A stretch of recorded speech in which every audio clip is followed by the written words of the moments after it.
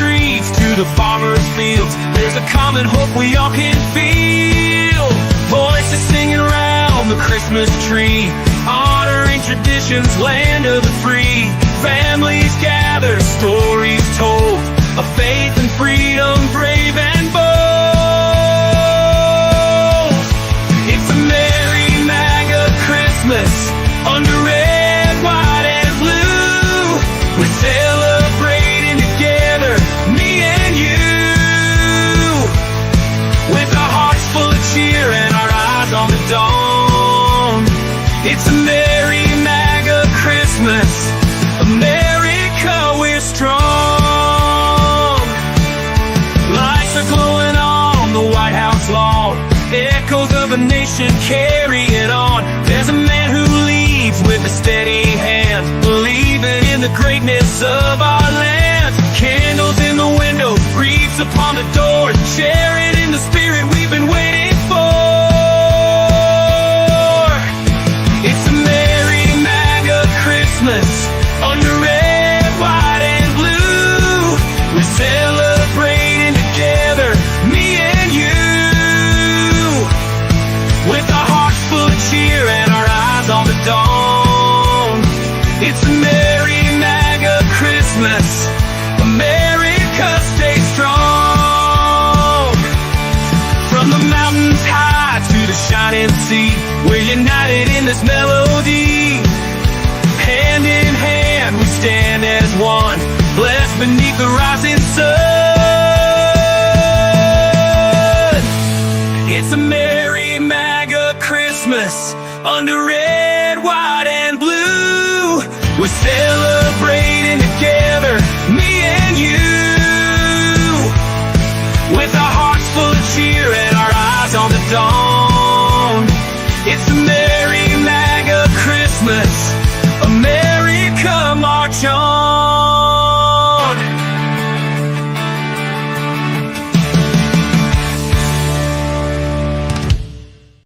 What time is it? 5:30, sir. No, it's not. It's time to party. Hello, everybody. Welcome to the Escape from Monster Island Closeout show. We are also going to be closing out Billy Tucci's She Gatecrasher tonight. This is the pregame. The big show will be, of course, on Ethan's channel, broader audience. But we like to get the party started over here first.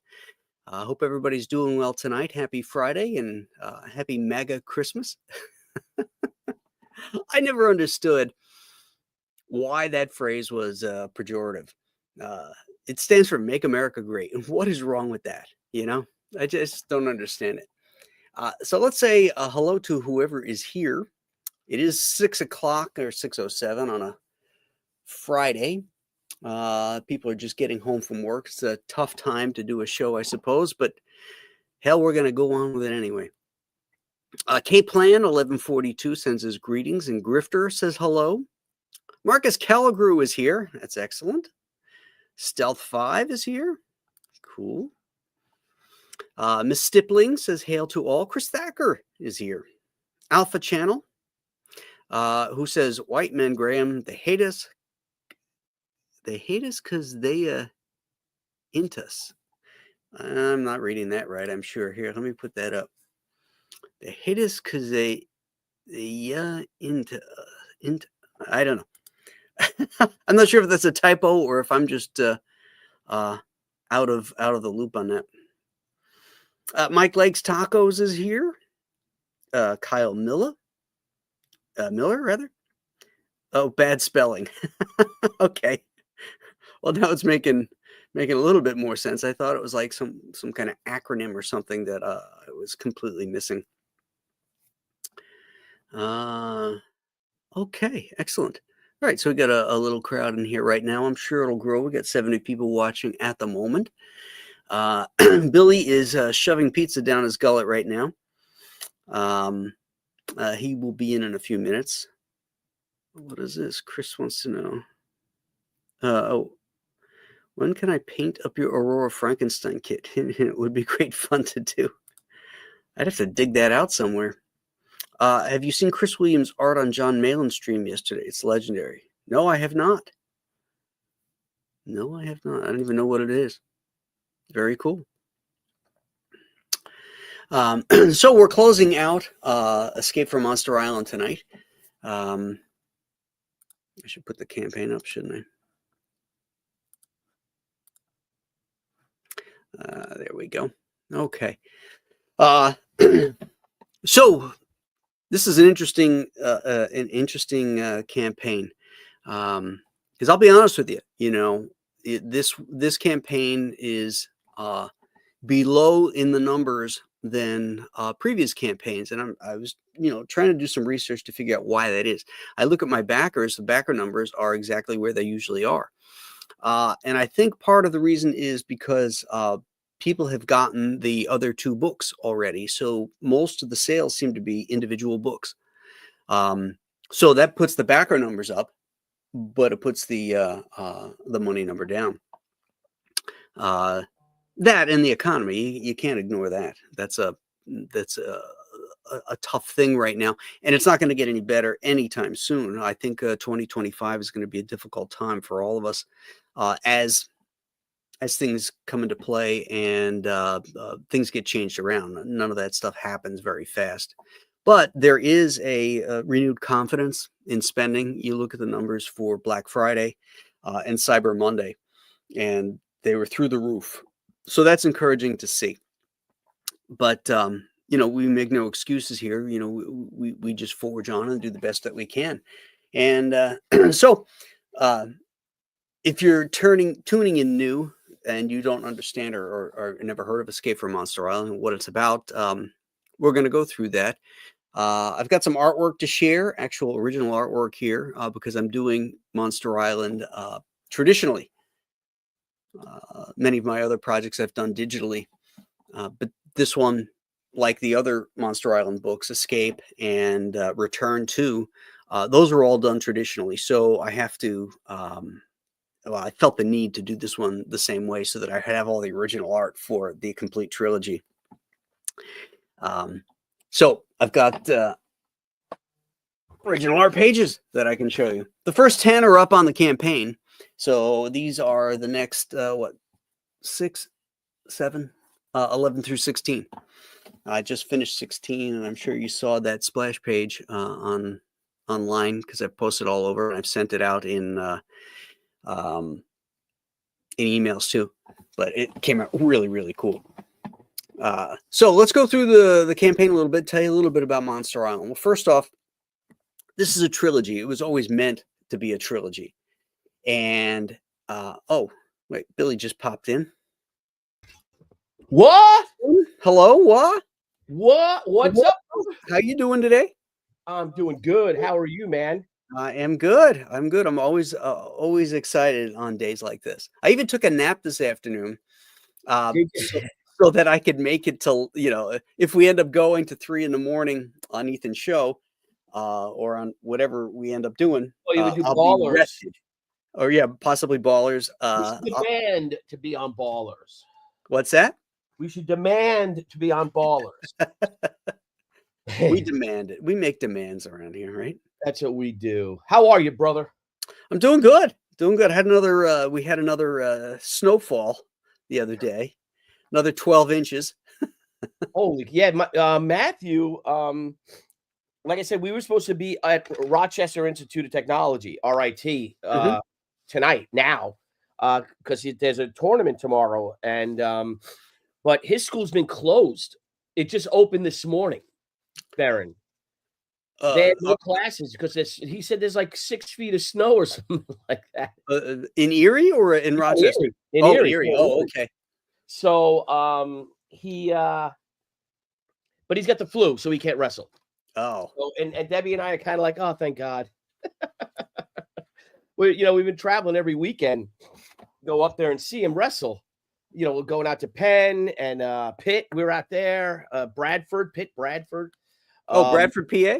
Yeah. Yep. Yeah. We were out there, and just a lot of traveling. So, but let's do Monster Island, baby. Where's my bell, homie? Let me get my bell. Hang on. Yeah, I've got Gatecrasher queued up here too, and we'll go through that as well. Oh, thank you. I want to. I got ahead and share it on my social media, homie. You got to share what? The link to the YouTube Oh. channel. Oh, yeah. I'm Nolan.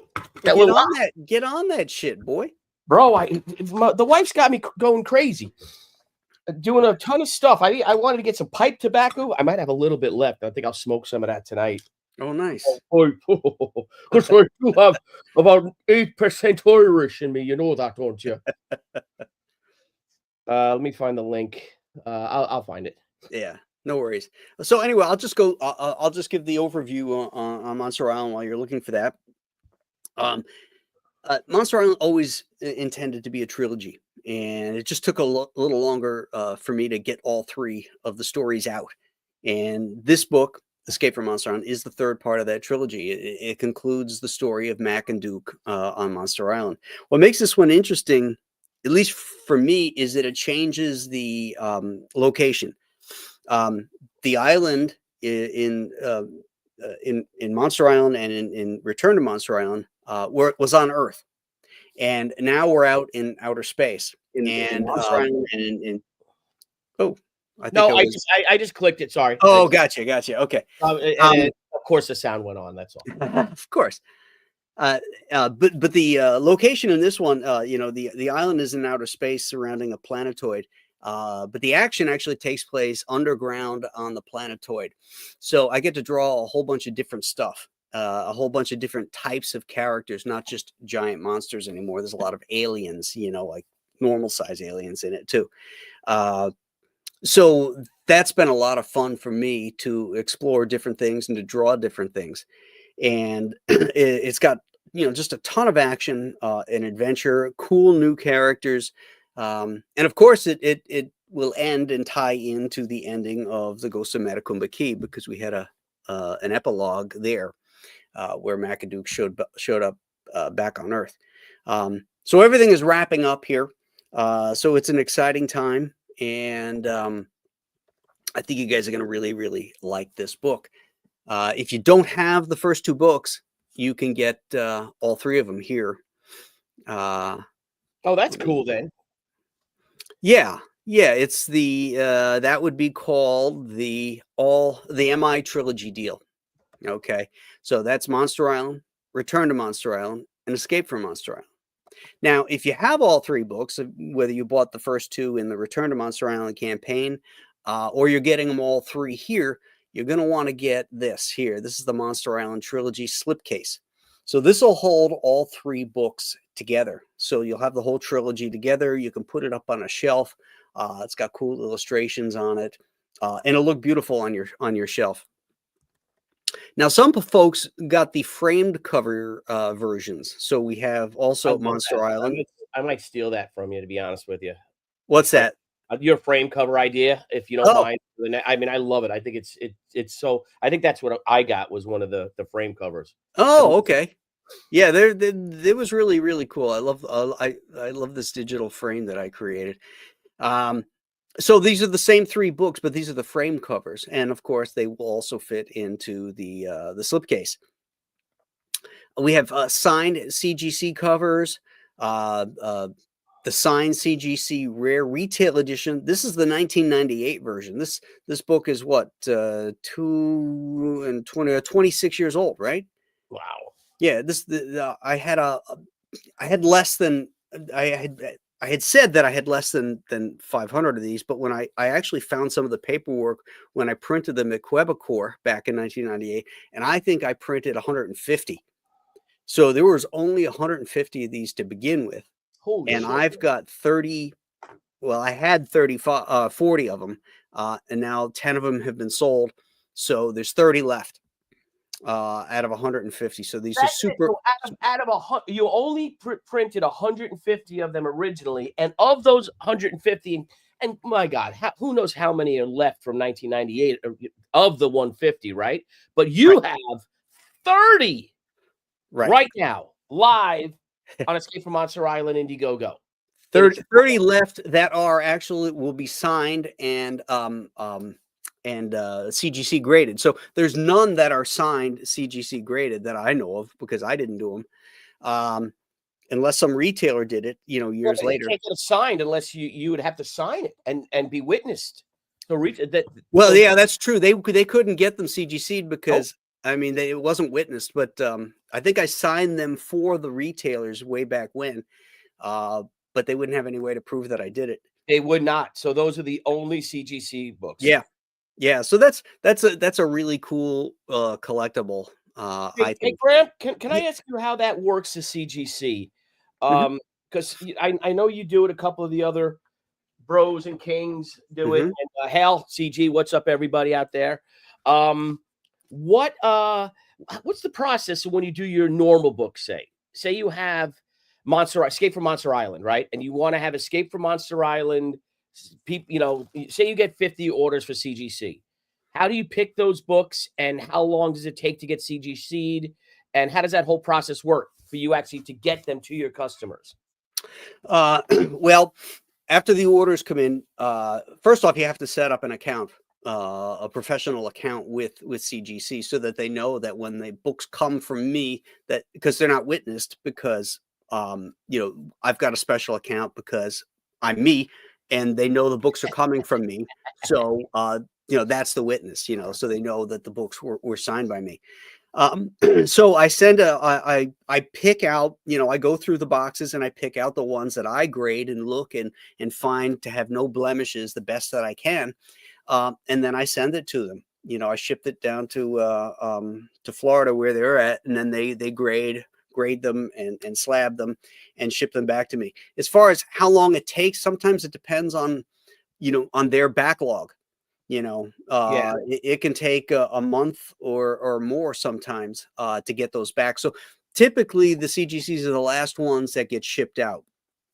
Oh, I bet. Yeah. Because wow. To the customers. So, if a customer bought a reading copy of it, and then they also bought a CGC book, typically we'll send them their stuff ahead of time, and then send the CGC last separately, so that they've got all their stuff, and so that's typically how it works. But you send them like a whole. Well, the good thing about the 20-year-plus-year-old books is that they're all done. They're all they're all printed. Your original 30. So you have them from 25 years ago. You have those books. So that, and then the other one, once you print it, you send a case to CGC, and the experts pick the best ones. No. I No? pick them. You, Yeah, you, Graham Nolan. I have to pick. Right there. You know which books are good books to pick. Well, I think I do, but sometimes some of them come back, and it's like, I try to get everything at least a 9.8, on brand new books. Right. But I've had books come back that are like 9.6s, and I'm like, I can't, and I hold them up to a 9.8, and I'm like, I can't see a damn difference. Right. Now, why don't you just send like a case and let the experts pick them? Well, I don't think they do that, because then that puts the onus on them. I don't know. I think that there might be a business for someone out there to do that if they don't. I think they do it, though. Do they? I think if you send it to CGC themselves, it doesn't hurt to call, right, bro? Yeah, I could check on that. Case, and you pick 30 of the best ones for me. Mm-hmm. Because this way, if you get a 9.4, you're like, bro, I asked you to pick 9.8s. Right. What's up? And then they'll give you another one for free. Right? Plausible. No, they won't give you anything for free. Well, they would do it for free. If you say you want 9.8s, I bet that if you call them and you say, I want 9.8s, can you pick me 30 or 40 9.8s? They'll let you know we picked them. We got them. We're gonna slab them. You get a 9.6, come back, you're like, bro, I told you I need 9.8s. Yeah, well, the problem with that is then I have to sign a case of them, or in this case, sometimes it's over 100 books, so it's more than a case. I have to sign 2 cases worth of books, and not everybody wants a signed book later on. So the ones that come back that are not graded by them, they're already signed books. Yeah, I hear you. I hear you. So you can just sign a whole case and you pick, like, how many do you offer? 40, right? Okay, so there's 40 of them. Well, in this case, but because there's this version here, Yeah. So here's the new book. Mhm. And right now, it's probably more than 24 because Yeah, it's with also add-ons. Yep, yeah, gotcha. at Yep. add-ons.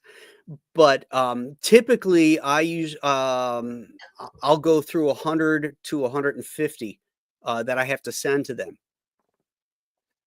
I hear you. But they send Yeah. it back to you, right? Yeah. They would send it back. I don't know, Graham. It's just something to look into. Hmm. It's just a thought. Hey, also, that was so we have a comic thread of other comic book creators that no one's supposed to know how that they're like me and Graham because they're terrified. But that one link of that dude in Florida, that deputy today.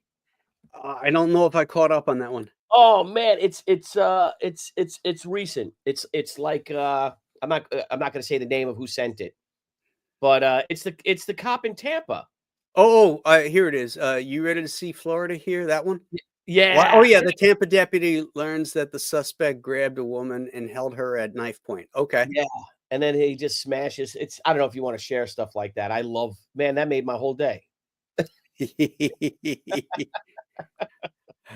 All right, let's put it up. Let's see what happens. Yeah. Hold on. You and then I gotta talk beards to you, buddy. Okay, hold on. Uh,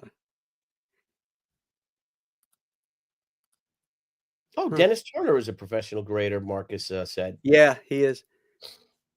I don't. It's not turning the sound. Oh wait. I got these Okay, cool hold on. glasses. I got to. These are my Paul Lynde glasses. Hello. It's not. It's not allowing me to rewind it. Oh, yeah, Yeah. you'd probably have to hit the comment, like yeah, oh, well. Check it Yeah. out, it's pretty cool. Okay. I'll check it out later. I'll see if I can do it, and then if I can share Yeah. it. Yeah. Yeah. See if you So can share it. I'll just mute myself for a minute. Get And to you work. why don't you pitch your books, buddy? Billy interrupting my sales pitch here. All right. Uh so oh so when the live campaign comes down, here's the thing to keep in mind, which is at 3 a.m. tonight or tomorrow morning, I guess you would say. There's stuff that's leaving the campaign that'll be taken down. One is the 24-hour Virgin black and white cover. That's coming down tonight. The Trump Commander in Chief cover, that's coming down. And the commission is coming down. Nobody's picked up a commission again. I think that that's a part of the economy right now. Thanks for And the the same thing, the original art is coming down. There doesn't seem to be a huge demand, which I'm quite surprised because this is the only original art from Monster Island available to anybody to own, and it's a cover. Wow! Yeah. You guys are crazy. So, but I understand. You know, Yeah. it's a tough time right now. So, Yeah, it is. Past Master Dan's not a fan of slabbed books. Well, a lot of people do like them. They like them for the collectability and perhaps for the investment, because it maintains a certain value or perceived value, But I think they're cool. But I want a reading copy too, Yeah. Well, especially the cool factor too with your with the one from 1999 especially. But yeah. Also, these print runs are so low. I mean, we don't print a lot, Mhm. I don't know if it's 10% over, and then you get, reorders while you're in demand and stuff like that. But there's not a lot of these books. It's not like there's 50,000 of them out there. Oh, exactly. So that's In why fact, there's not even 50,000 of DC books anymore. Yeah, For most of them. yeah. Do it, Stealth. Do it. Come on, Stealth. You need that. You need that. You might have to. You need a commission. They're great. Brian Blevins got one. He loved his commission. They're Cool. very affordable too. Your commissions from superstar artist Graham Nolan, and writer, creator, friend of Bo Smith. We're all friends of Bo Smith. Yeah. Whether he'll admit it or not, I don't know. No, he doesn't. But yeah, so that is the campaign for now. Let's pull over Billy's campaign. Oh, what do you pull that? What I shared first? Oh, okay. and I can do that. You're not going to get in trouble for that or No, stroke. I don't Hang on, think so. hang on. Hello. All right. So what we have here, Graham Nolan, is that there is a woman is being held by knife point by some maniac at the end of his rope. So here we go. It's okay. Put the knife down. No, he's got it. He's got it. He's got it. Shoot. I don't got it.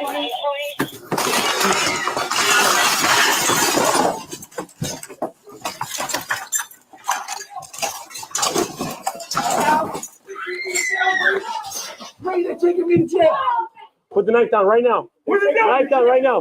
Knife down right now. Knife down right now. Can you blow that up? Yeah.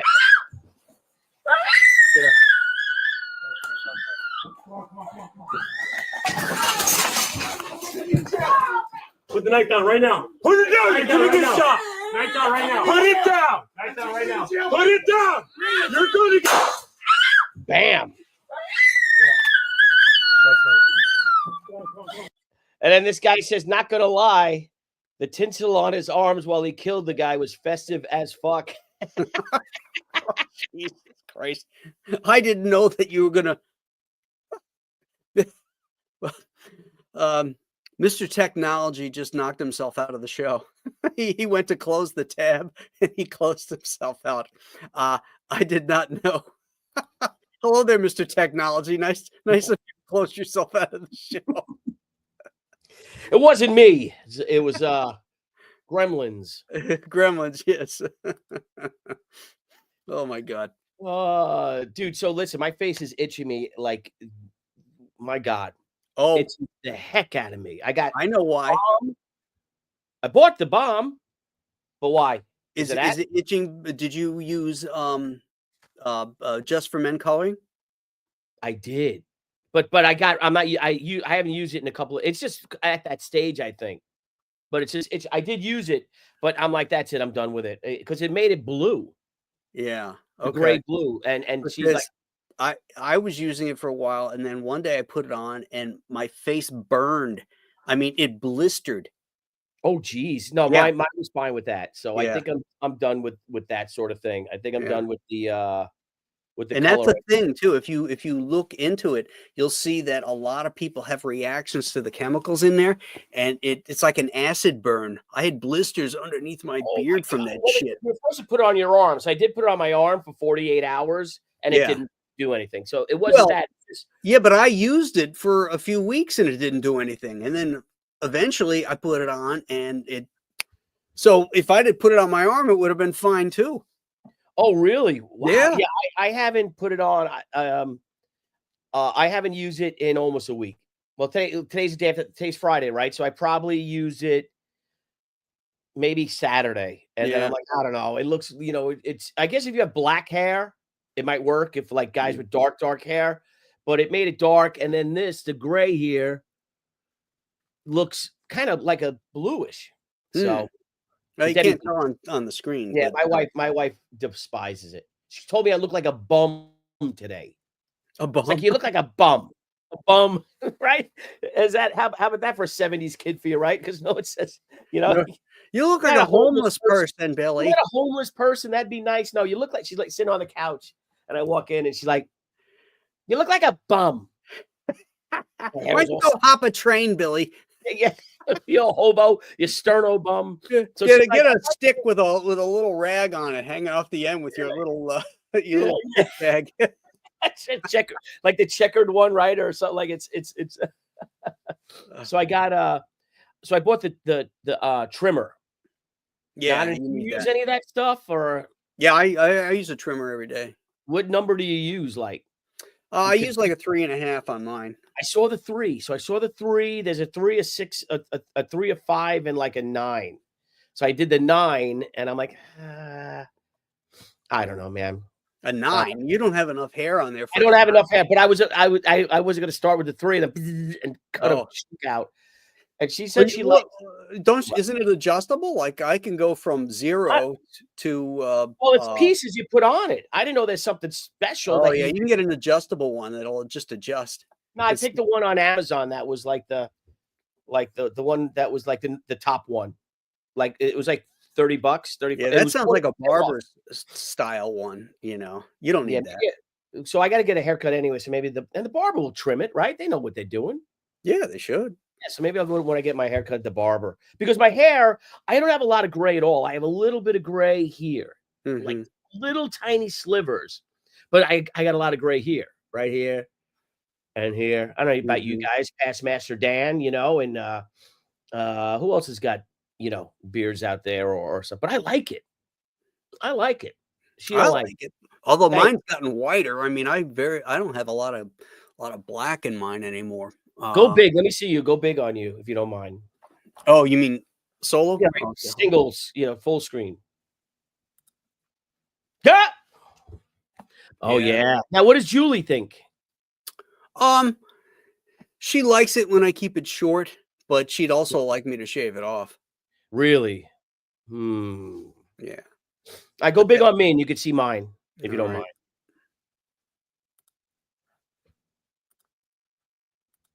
I think it looks cool. I like it. You got a good mustache going there because yours starts up high, so it's thick. You know, okay, long. That's a good look. Yeah. Yeah. How do I? Because how about if I get like the Fu Manchu and I just shave and I have it going all the way down like that? No, have it go down and then go back up a little bit. Well, I was doing this with if I do the wax, I think I can. You got enough there? Oh yeah, it's getting there. Yeah, it's getting there. Thank you, Matt Grendel. He says, let's see. Oh.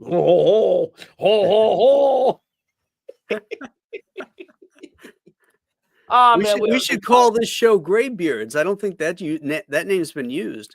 I think we should. We can call it Bluebeards and Murder Children because Bluebeard was a child murderer. I told Aaron when we were talking to the bros, and I'm like, and Bluebeard was a pirate, right, Aaron? He's like, yeah. Bluebeard he was a child murderer. And there I am, look at me, killing children. All right. I don't know. I don't know. So we're not drinking then, right? Not on this show. Maybe if we hit some numbers on the other show, we will. Okay. Well, let's see. I haven't looked at my campaign in hours. All right. Let me go. Do you have my campaign up? I do. Oh, let me just refresh to see if we got any backers since we started. Yeah, let's do you. Oh, we did. Wow, look at that. 69 to 11. Beautiful. Well, if we hit 70 grand, can we have a drink? Or then forget it, we're not going to last if we start drinking, right? Yeah, I know. That's what I'm afraid of. I know. They're like, so it'd be nice if we could get to 70 before we go over to the other show at 8. Well, let's work on you. This is your show, bro. Let's No. Here, let's I got you up here. Share this tab. There we go. All right. Go ahead. Oh, wait. Let's play the video first. You're not sharing it? Do you want me to share it or are you sharing it? You're not sharing it. Oh, hold on. There we go. What's up, everybody? Billy Tucci here, and I am how white my beard is. See? Our latest original graphic novel, She Gatecrasher. In Gatecrasher, Anna Ishikawa, allied with Ran, my original concept for She, finds herself trapped in comic book time and must battle through a cartoonist's history to find her way back to her daughter, Otaru. Starting in 1938, Gatecrasher will take the reader on an amazing adventure across comics' incredible decades, trends, and genres that includes war, westerns, horror, apes, Nazis, space chicks, superheroes, romance. I probably should do that with that helmet. Dinosaurs, some money. Commies, cartoons, crime, bad girls, zombies, duck stick. Along the way, the pair will stand side by side with the world's greatest indie and public domain heroes before coming face to face with Brian Pulido's iconic Lady Death. Sworn! Written by J.C. Vaughn and illustrated by me, Leandro Oliveira, and Hi-Fi Color Designs Brian Miller, She Gatecrasher is literally the destroy all monsters of comic book characters that features variant covers by Stan Sakai, Art T-Bear, Rini Strinkalski, and the legendary Rob Liefeld. So please join us on this fantastical four-color adventure. I want to thank you for over 30 wonderful years in comics, and I know you're just going to love Gatecrasher. I'll see you in the funny books. There you go. In the funny books. In the funny books. And I got to tell you, man, I got to thank Brian Polito for lending us Lady Death, and of course Rob Liefeld for doing that cover, man. people like that, man. Thank you guys so much. It's good to have friends, that's for sure.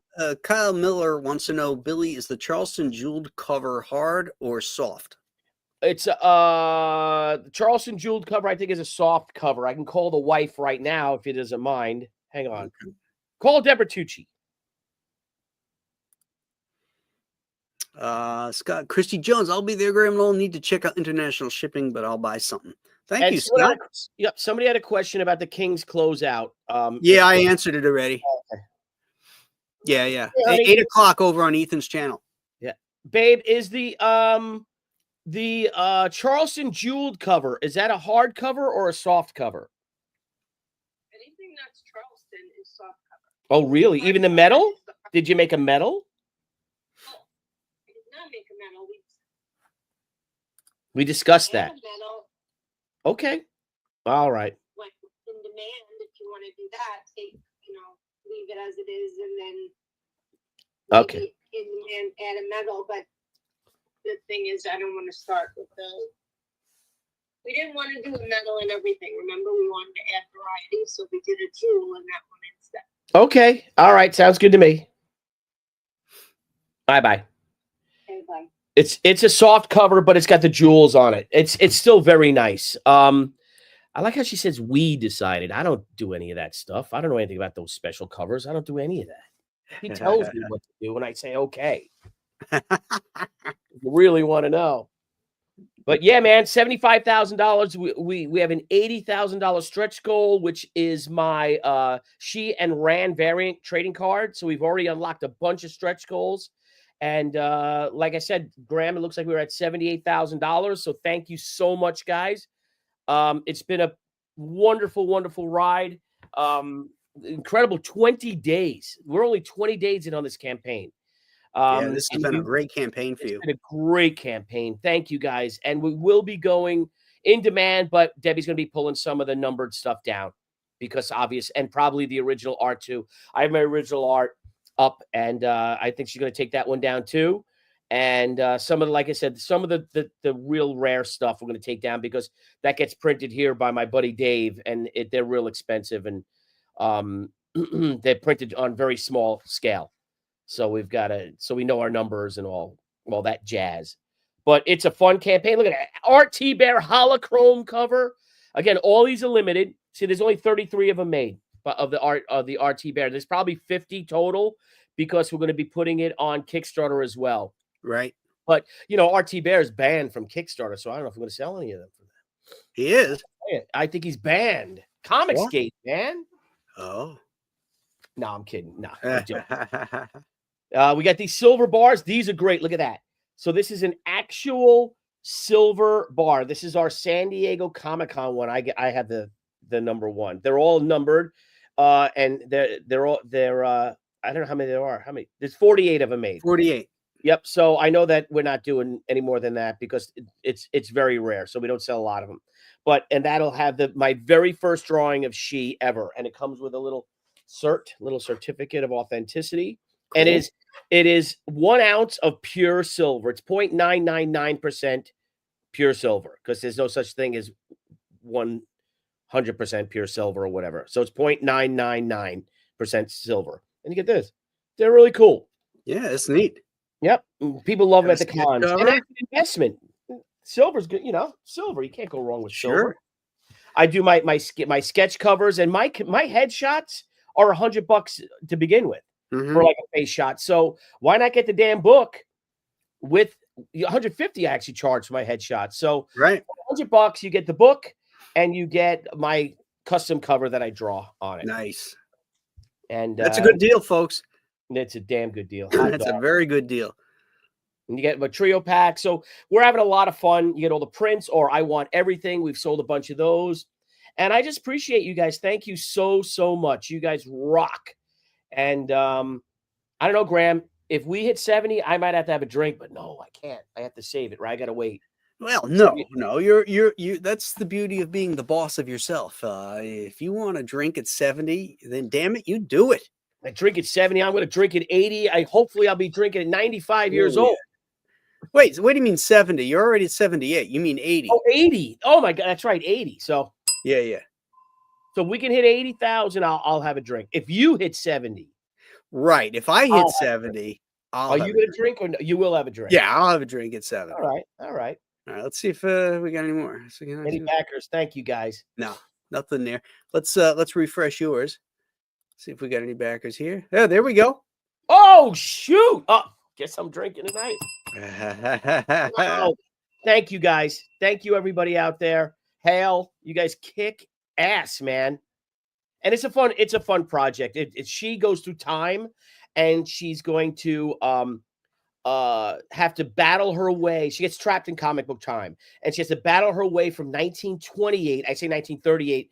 It starts in 1938, and then it goes back to 1928, and that's kind of weird for her. And we did this really fun scene with Mickey, and she's in the plane, Crazy Plane, and she's trapped in it, and he's doing all these loops and stuff. And then I'll let you guys know, I don't care. All of a sudden, I don't know, I forget if it's, because I didn't get to that page yet. If he goes up, if he does a loop-de-loop and she falls out, her and Rand fall out, or he opens up the bottom and they parachute into New York City under Nazi attack by like Nazis and robots and all this stuff. And that's where a lot of the Golden Age characters are. Miss Fury and the original Blue Beetle, Captain Battle, who else? Phantom Lady. No, Phantom Lady's later on. The original Daredevil. So it's fun, man. And it's just every time Jeff and I talk, JC Vaughn, right? Of course. Yeah. So every time Jeff and I talk, we laugh about like, how about we do this? So like, yeah, why not? As you say, being your own boss, you can do whatever you want. That's the beauty of it. That's the beauty of it. So and we owe it all to you guys. Thank you so much for literally, right, Graham? I mean, they've changed our lives, you guys out there. Oh, you guys, absolutely. You guys have changed our lives, and we are incredibly appreciative of you guys. Hey, Ted Puglisi, what's up, Ted? Paul Taylor, look at this all-star lineup, Graham, you have in the audience there. We got some good ones here, right? Yeah, you got Marcus Killigrew and Stealth X5. Pretty cool. Say hi. What's up, everybody? Hashtag WUH.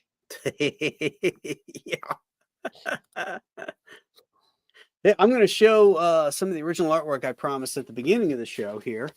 This is before the gray tones and stuff go on, but I'm going to just make myself big here so that it's your show, bro. Let's do it. Oh, that's the wrong one. There we go. All right, so the first 10 pages are up on the campaign, and they're colored, and you can see all those. So here is page 11. I really like this page. I love the graveyard of spaceships on the planetoid. So, Graham, so are you doing your roughs digitally and then printing it out, or are you doing it all traditionally? The roughs and the pencils I do digitally. Then I print them out in blue line on my board and then ink it traditionally. That's great. How do you print it? Like, how do you just on your regular printer? Yeah. Or do you take it somewhere? And No. I have an 11x17 printer. And the board goes through it, huh? Oh yeah. Oh, that's cool. I got to try that. Yeah, the 2-ply Bristol will go through no problem. And what are you using to ink that? This is Pelican ink. Yeah. But there's also Kuretake markers. There's a bunch of Japanese brush pens and stuff that I use as well as traditional pens, and of course the ever-present crow quill pen as well. Yeah, I'm so afraid. I got to start doing my crow. Fraga gave me some great quills, and I bought. I was using Speedball. Speedball's way too thick for it. Yeah. So I love this panel up here where it's coming on an Is angle. that brush? And Is that brush? The top Yeah. panel? Yeah, that's all brush on the spaceship in the first panel. Did you do that freehand? All those swipes? Or did Yeah. you have some kind of really? Yeah, that's all freehand. Yeah. See, that's why there's no more inkers in comics. Yeah. See here, this is all freehand too. That looks All that great. stuff there. You can see the blue lines. Yeah. I love that look. Is it the boogeyman coming out? Oh, the boogeyman. I know that reference. How was your Thanksgiving, brother? It was good. It was Junie's first Thanksgiving. Aw. So it was great to have her sitting she was at the head of the table, of course. Aw. Here we go. Now we're getting underground. This is the fun stuff. You know, Now, who are these? I don't The have to draw underground text. dwellers? What? Are these the underground dwellers? Yeah. These are the trowels, they're called. Hmm. The planetoid is called Throg, and these are the trowels, and they live there. And these guys are they're miners. It's a mining planetoid, and there's a sort of in the whole planet of Monster, where Monster Island comes from, the planet of the Gooch. There's a edict saying to avoid this place, and nobody knows why, but they have the one rare element that they need to power their phasometric system, which is what powers the island. So they're forced to go to this place, and they're going to find out the secret of why they're told to avoid this planetoid.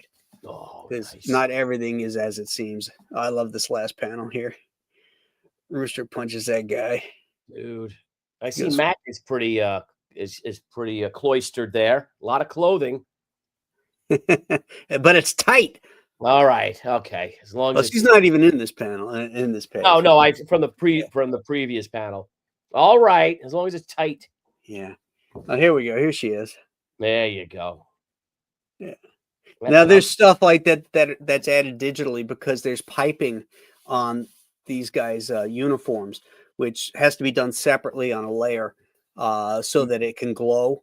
yeah. So that's what after I scan it in, I do that. I clean things up. I might put some textures in, and then I put the piping and all that. Oh, so you'll do the actual glow in Photoshop look white, and then when it's digitally painted, it comes out. Yeah. They just had the color. Oh, that's cool. Yep. Yeah. And then this was the big splash page where we meet the queen of the thralls, Queen Jehu. Wow, Look at that. Isn't she a beauty? Oh yeah, she looks like Joy Reid with black ears. Yeah, more like Behar Yeah. with those side boobs hanging off. Yeah, and there's Whoopi on the those- left with the dreads. Yeah. Yeah, I love this guy here with all his eyeballs, those googly eyes and the shit. That's great. Now, how much Yeah. fun do you have designing these characters, man? Oh, it's just a ball. It's just a lot of fun, and each one has like an over-the-top personality too. Like the character Rooster, when he talks, I hear Jackie Gleason in my mind. That's the dialogue that I write for him. And this queen, her in my mind, it's Mae West sitting there. So that's the kind of dialogue stuff that I'm going to write for her. She looks like that Gorgon, the destroyer, that dude that is like says he's a chick. You ever see that one? The gigantic fat one. No.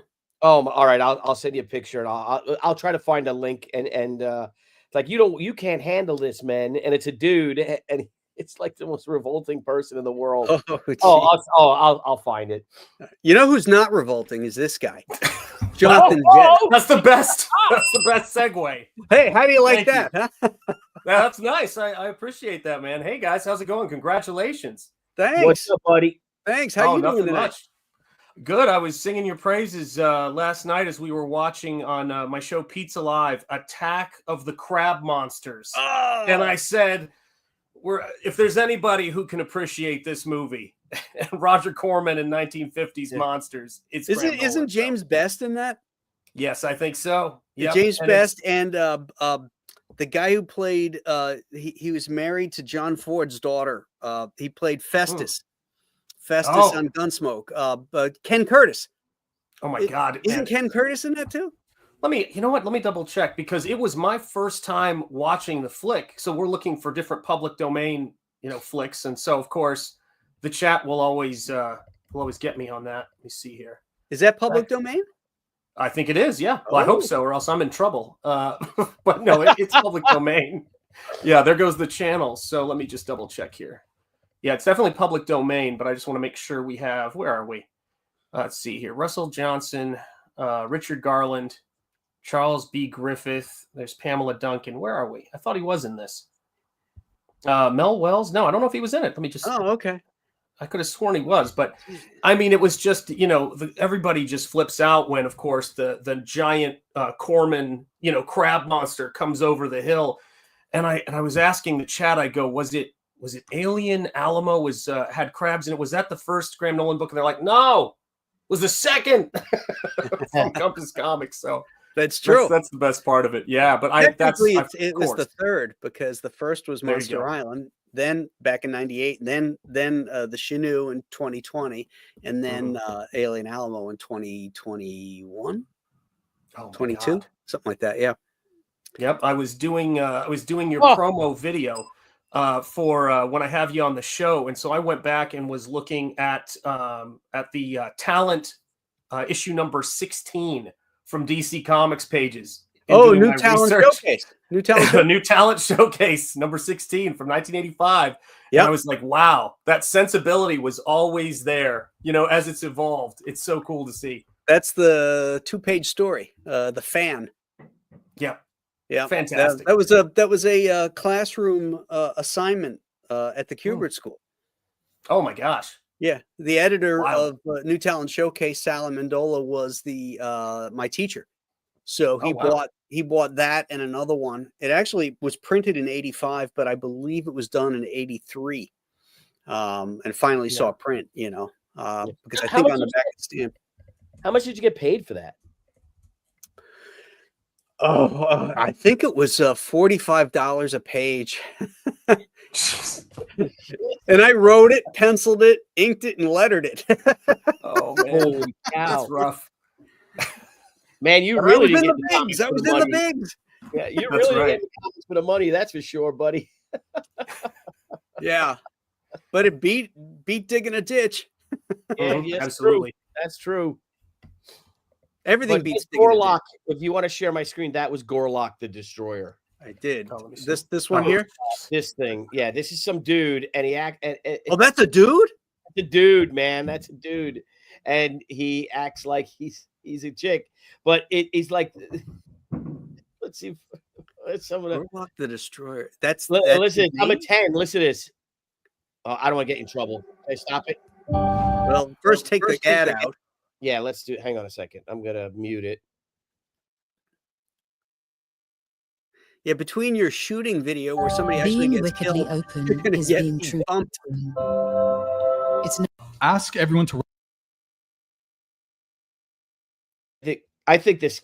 I think you'll be okay with this. It's for review purposes. Rate themselves on the scale of 1 to 10. So let's do that. 10. Kiko, so okay, we'll start with you. 10. Fucking 10. Fucking 10. All right, forget it. It's just and it's he's like the most obnoxious thing in the friggin' world, but that is not photoshopped or anything like that. What is he, 6'4"? I don't know. It's just like a big giant dude that is just a fucking mess. Wow. Fucking Jabba the Hutt. Oh, yeah, that does Gorlock the Destroyer. That's what it was. Gorlock. It does kind of look like Queen Jehu. Yeah, it does. That's what it reminded me of. I think Gorlock's got like about 100 pounds on your Queen. Queen Jehu. Queen Jehu there. Mm-hmm. You see the outfits these dudes are wearing in the background? Those are purposely supposed to look like Zardoz. Oh, remember my God. Zardoz? Yes. Sean Connery, man. Yeah. They're supposed to be very humiliating, and it's going to be a plot point in the storyline with Duke, where she takes to him and wants him to be her servant and stuff, and wants him to rub her boils. Oh, and to wear that, and to wear that. Yeah, rub my boils. Oh my God, that's great. I'm actually in Gatecrasher. Those same outfits are in, but it's the women from Outnumbered on Fox at noon. Oh, there you go. Oh, there you go. Well, if you know, you know. Yeah, exactly. Yeah, I know. I was thinking about that. When people ask you questions, what's your favorite part in a comic book? And I was like, well, let's see. Monster Island. It would be the swimming scene. In book one. Yes. So, Yes. What works? Well, I put that in because A, it was not sexual, and B, because Roy Crane used to put nudity in his strips back in the 1930s before everybody got so provincial. In Captain Easy, he had wash tubs in Captain Easy on an island, and it was like what's that island that Christian ended up on? Captain.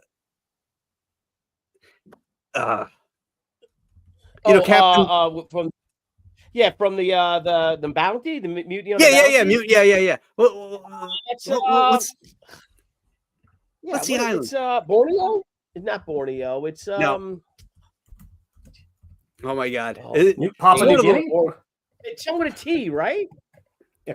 So, let me Google it. Hang on. Oh my God! Come on, chat. Come to our aid here. Yeah, help us.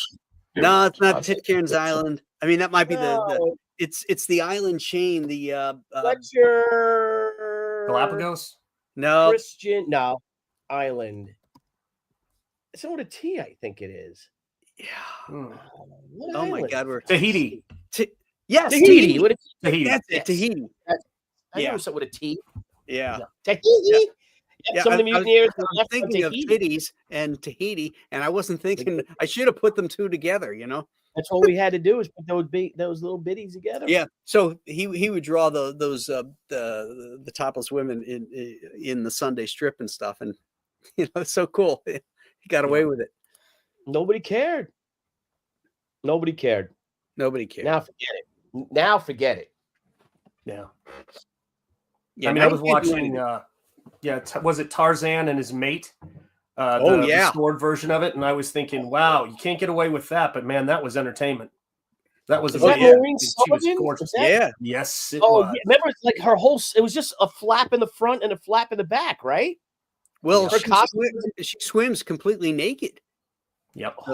When she dives in the water with Tarzan, she's completely naked and she's swimming underwater. I thought Billy was dabbing his eye there. She swims naked. Like, yeah. It's like King Kong too. Yeah. Oh yeah. Remember that when he wrote and he's looking. Yeah, and he's boop boop boop boop. Yep. It's good stuff. As you do. Yeah. I love those pre-code movies. They're really, really cool.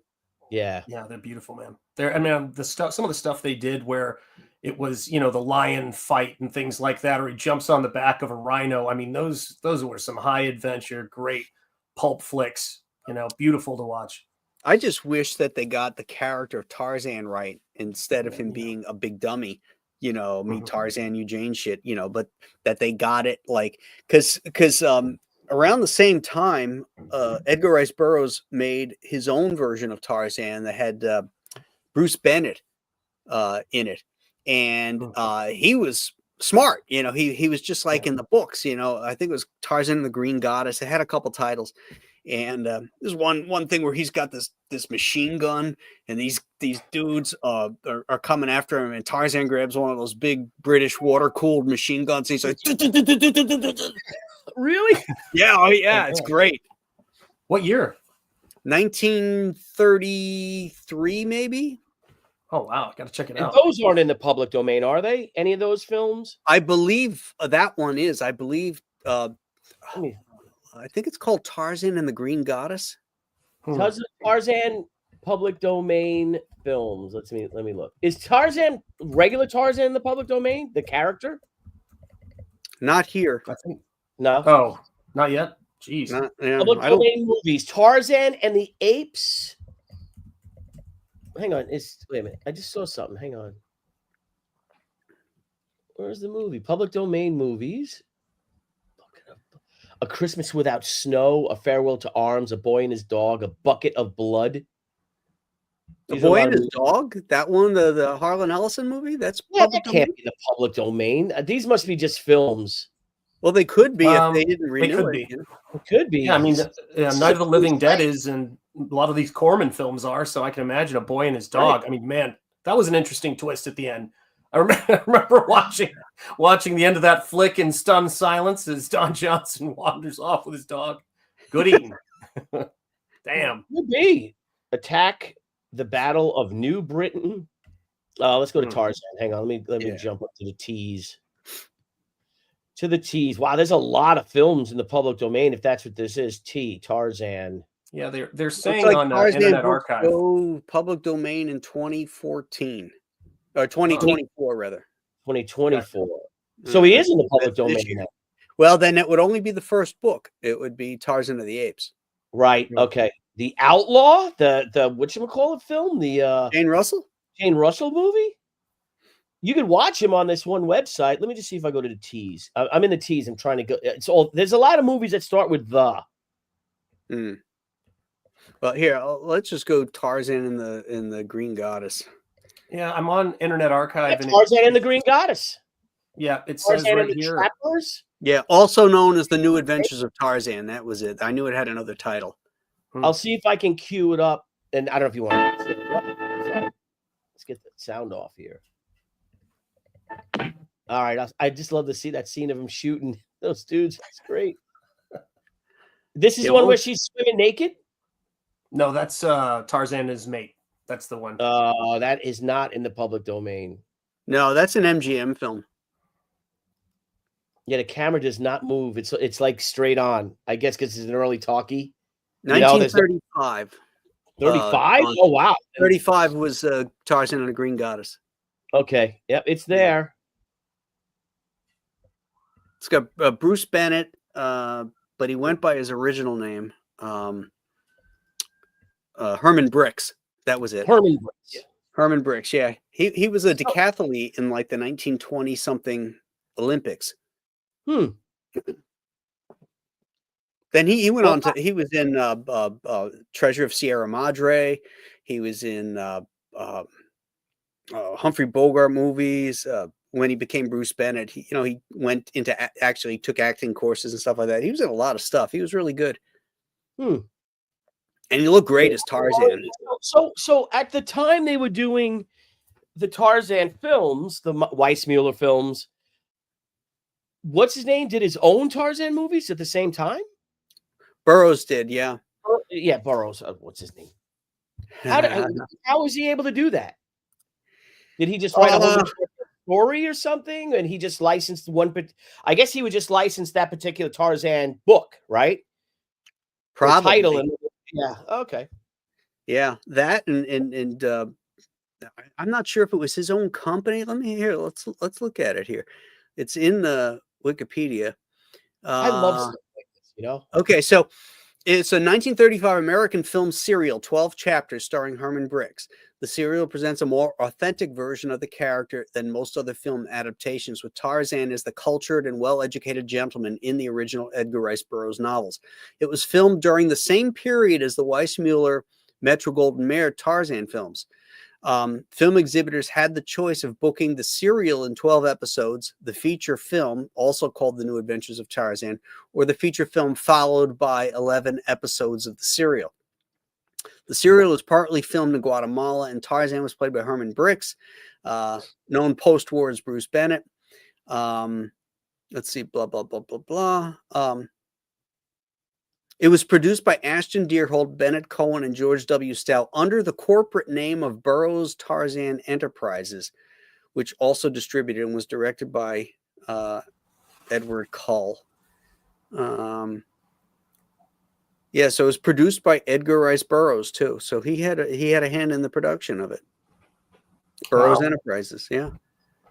So was that a little bit like the right stuff that went down with James Bond when they had the 2 Bond films and they brought Connery back? Was it one of those tricky It could legal be. rights things? It had to have been either a limited contract with MGM, since Burroughs owned the rights, or he said, "Fuck you, I'm making it anyway." Yeah. That's oh, here we go. In 1929, would-be movie entrepreneur Ashton Deerholt arranged an introduction to Edgar Rice Burroughs using his wife's friendship with Burroughs' daughter.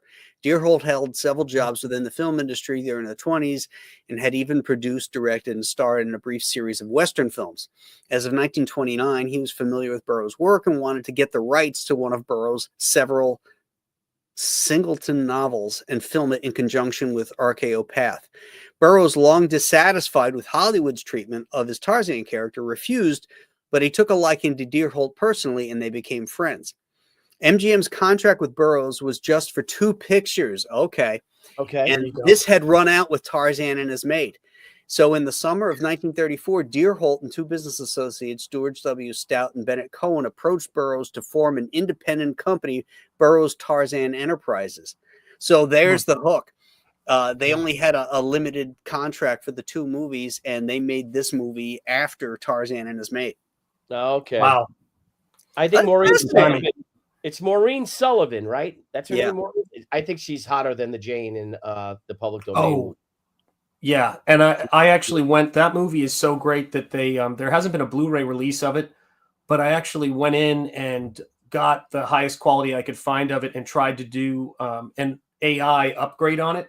And you realize that what they were doing with the camera, the depth of field, all that stuff comes together. I mean, there's scenes where they've got all these elephants and the elephant graveyard in there. I mean, that stuff. Oh, yeah, I remember fantasy. God, it's a good. I mean, I can't overstate, guys. That all Indian elephants too. Yes, I know. Yeah. Wait, with the big things, with the in Africa. Yeah, well, you can't train African elephants. No, you You can't. can train Indian elephants. You can't train African elephants. Is that right? Oh, Yep, that's why they use Indian elephants. Yep. Thanks, Yeah, Travis. Hail! Parrick. Yeah. Hail, Billy. There you go. Hail. Ring that bell. Mm-hmm. Yeah, I mean they're like dogs over there. I mean, people. I mean, I went over to India. Boy, it must have been got over 30 something years. Well, more than that, maybe 35 years ago. Going to India. Yeah, India. 30 years ago. 30. Yeah, it's pretty nuts. 35 years ago was a different story before the MTV. But I went over there and we went up Agra Fort and we rode an elephant up there, and they are essentially, they're just horses there. I mean, they've been domesticated and used in warfare and things for so long that it's a completely, no pun intended, it's a completely different animal. So you see an elephant and it's just like, there's a horse here. It's not, there's none of that. In fact, you'd probably stop traffic if you had a horse there. Because it is so completely what the hell alien. is that? Let's eat that. Yeah, what is that doing here? That's a weird cow. Not a cow. We can eat it.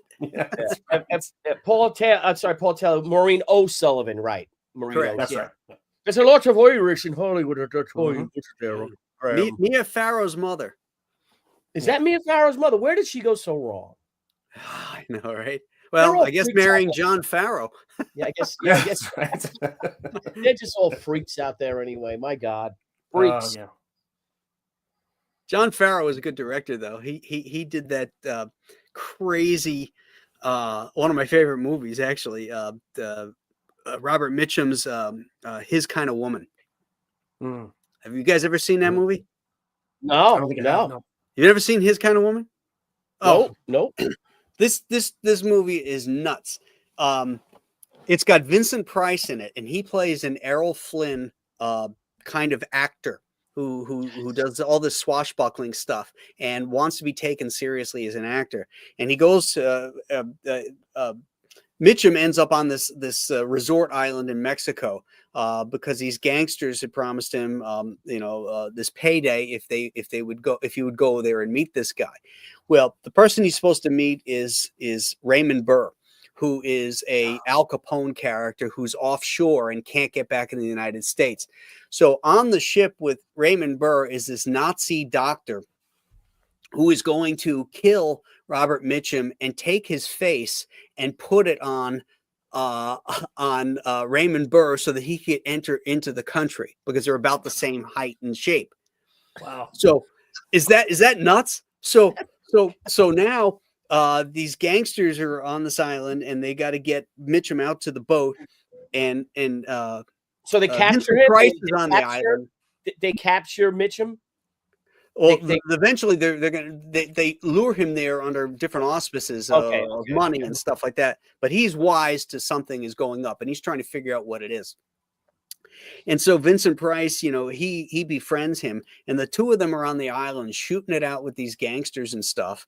And Vincent Price is just so over the top funny in this movie, but the movie is also deadly serious because when he's on the boat and the Nazi doctor, there's all these torture scenes and fight scenes and stuff. It's like this movie is completely off the rails, but it is so enjoyable. You guys got to watch it. What's it called? I got to write that down. His Kind of Woman. And who plays the woman? Jane Russell. Oh, come on. Sold. Yeah. This is, I love the movies back then. I've been going back into the back catalog, and of course, because a lot of them are in public domain, watching Vincent Price movies gives you such a respect for that guy. I mean, not that I didn't already have it, but he is so exceptional as an actor. He can do anything. I'm going to go and see if His Kind of Woman, just to see, right? Doesn't hurt. Because I'm in this thing. Popeye. That's a good segue for me for my campaign next when we rejoin. A lot of Sherlock Holmes. That's right. His Kind of Woman. H-I. Heidi Ho. Hi diddle diddle. His. No, it's not. But the Horrors of Spider Island is in the public domain. Graham Nolan. There you go. Horror Express. Are you familiar with Horror Express? That's a great movie. That's another one that's off the rails. That's public domain. Yeah. I'm going to send you this link. I'll put it in the Bros page just so you have it. Oh, yeah, I've got that movie on Blu-ray that's been cleaned up. It's an awesome movie. It's got Peter Cushing, Christopher Lee, and Telly Savalas as a Russian Cossack. Who loves you, baby? Who loves you, baby? That's right. Yeah. Don't you love that Telly Savalas? That picture of him holding up the drink. Oh, he's got that smile. And he's got does he have the lollipop in his mouth? I think he does. Dude he exhibited cool, Yeah. Let's do a couple refreshes here, see where we're at. Let's see. All right, Graham Nolan. Hello. Oh, 70. Oh, we gotta have a drink, Nice. bro. Come on, we gotta have a drink. There you go. We gotta have drinks now. Hold on. Let's gotta have refresh drinks. Billy's here. Where's mine? I was way down though, so you're not sharing the page. Okay, let's refresh Billy. You're 79, 423. Nice. 79. Oh, you're closing on an 80. Oh, You're $35 away from 80. Oh, you're man. not sharing it, so I can't see it. Oh, I'm sorry. Shit. Yeah. I forgot to switch. I forgot to switch the tab. Congratulations, Graham. I'm gonna drink to Excellent. that. And to you. Oh, come on. Holy crap! Look at that, guys. We Wait, got like you got to hold off. We're almost to 80. Come on. We got to hold Right. off on the drink till we get over to 80. That's Yeah, the we key. got to get Billy to Yeah. 80. Let's Now, do it. That's like We one. can do this. Mhm. We can do this. Thank you, guys. Thank you. And here's the thing: is that 40. Attaboy, Ted. years- Thanks, bro. Yep, 40. Hang on. Is it 44 years ago? 44 years ago today. Popeye, starring Robin Williams and Shelley Duvall, premiered in theaters. What Wow. could have been? What Could have been. But if you scroll up a little bit, just think. If you scroll on my campaign for a second, Graham, Yeah. Oh, okay. Hold on. and if you keep going to my covers, you might see. I know the one you want. The Everybody Charleston cover. Yep. Yeah, just imagine how cool it would be if Popeye ever made it to a comic book cover. Imagine. Well, imagine if he hits the public domain on the 1st of January, 2025, and he's in the Right. public domain and finds his way to a comic book cover. I think that would be a fantastic thing. I completely agree. I completely agree, but I guess we'll never know, right? Maybe. But it seems this is my Everybody Charleston cover, circa 1928. You have Oswald the Lucky Rabbit, you have Minnie Mouse, you have Mickey Mouse, and some other gal in the back there. Well, you know, it may have a little boop in it. It may not, but I think you eagle-eyed observers out there should be able to tell which great public domain character that is, and she's got nice gams. I'll tell you that. Graham, can you mod me so I can? I'm gonna put hi in the chat so I can put the link to Billy's campaign. Oh yeah. Thanks, pal. Let's see. So Shanth, it's pronounced Shanth, right? It's Sean. It's Sean. It's just like Sean. Okay, Yeah, all right, Sean. It's just like Sean. Sean. Yeah, it should be pronounced that way, Billy. I think it's spelled No, that way. no, but Sean it's is much. I prefer Sean personally. That's right. Old Sean O'Malley. Oh, wait, hang on a minute. Where's my pipe? Oh, Sean, old chap. That's right. You got it. You absolutely got That's it. Yeah, the best man. part. The best part of I having was- a pipe is this. Now, see here, old boy. There you go, Bo. Okay, excellent. Let me see if I can get that in there here. All right. Graham, congratulations on $70,000. Thank you, brother. Thank you, and congratulations on Well almost 80. Almost. Thank you, guys. Oh, there we go. All right, got the link in the chat, guys, to Billy's campaign. We are so close Yeah. to Yeah, 80K. put both of them in there. Oh yeah, let me grab yours. So, Sean, what brought you to India? Oh my God! So I had last time I went, I had half of my family. So I'm half Indian, 1/4 Austrian, 1/4 Puerto Rican. So every like 5 or 6 years, we'd go to Austria, see the family there because the Puerto Rican family was, of course, in New York. And then we went to India on our way over there. So we would go to see my grandmother and then all of my cousins who were there at the time. So first trip when I was 2 or so. And then I think the last trip might have been when I was 15. So I want to say that would have been when I'm 48. So whatever 48 minus 15 is. And I was younger than my kids who are in college are now. So and it was great because, you know, I got a chance to kind of see it before it went, you know, like a lot of the world, like it's just way more westernized now. And it's great. I would have loved to be able to get McDonald's back then, I can tell you. But it was sort of in that change that, you know, it was still very much like it was when my dad was growing up. So it's oh, thank you, Paul Taylor. 33 years ago. My God.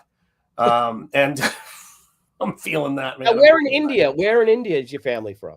So my family was originally out of Madras, but then they were mainly centered in Hyderabad. That's where my grandfather moved to. So he was a lawyer in the High Court of India. So I got a chance to go to, you know, their high court, which was he was the first person to explain to me the reverence that he had for British law.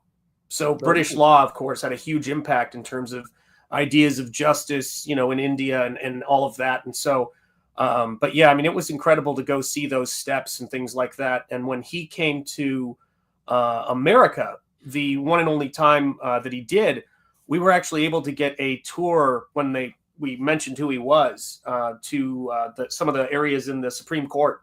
They were taking him around and showing him things because he was here visiting. But yeah, I mean, India is just an amazing country. And for me, being a kid from Chattanooga, Tennessee, where I was living at the time, my mind was blown. Yeah. I was just like, you know, and I remember thinking when I was there, they should have air conditioning. That was what this Tennessee boy thought. And I actually got through customs, through customs on the way back really quickly because they said to me, and I wasn't even, there was no humor, and I think it was 12, and they go, do you have anything to declare or whatever it was? And I didn't know what they meant. And I said, I just really need to get Wendy's.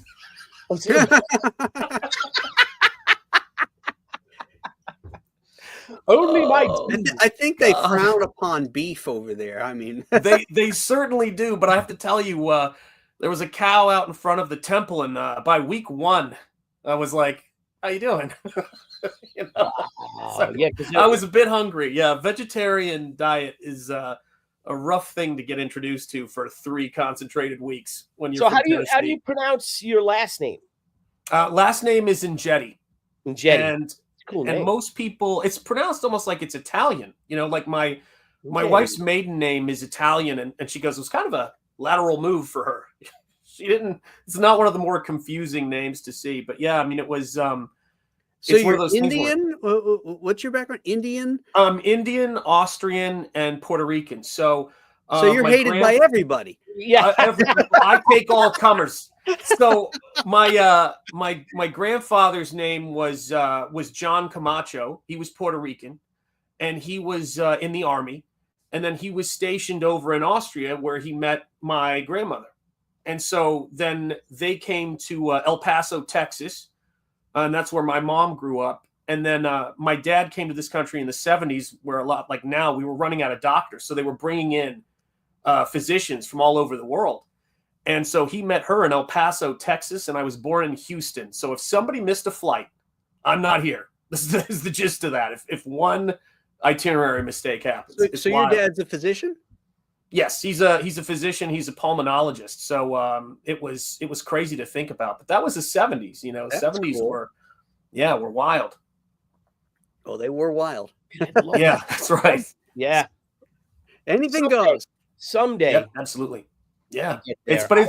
It's crazy. You know, comics were, for me, you know, growing up in Tennessee, comics were my introduction to art, really, you know, I mean, because I didn't see any art that I admired in the museum walls. And so it was like, for me, it was movies and VHS when that finally started happening and all of that stuff. So I'm a movie comic book guy. That was it. Who so Hold you're on, Billy, let me take the super chat.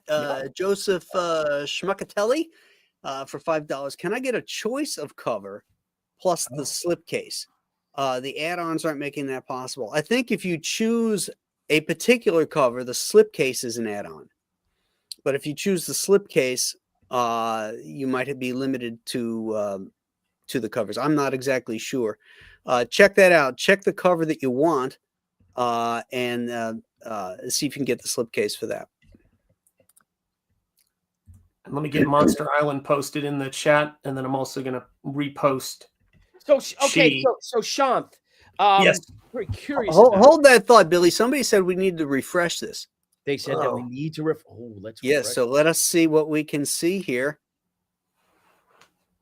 Bam! Oh, Now! now I gotta have a drink. That's right. Now Now- we celebrate. Excellent. We're Congratulations, guys. Thank you, That's terrific. guys. Thank you, Sean. Wow. Thank you, Graham Nolan. Thank you, Comicsgate. Yes. Rick Hale, you guys rock. Thank you. so Awesome. much. That's great. I need to get a drink. Yeah. What are we drinking, Graham? Bourbon. All right, I'll get a scotch. All right. Twist me Or down. scotch. All right, I'll go off first, and then Yeah. maybe we can make it. Then you Sean come back, then I'll go. All right, and then me. Jonathan, you gonna grab something?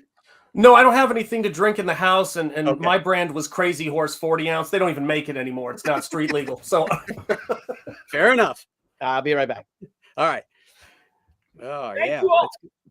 that's awesome. That's awesome, guys. Terrific. That's fantastic.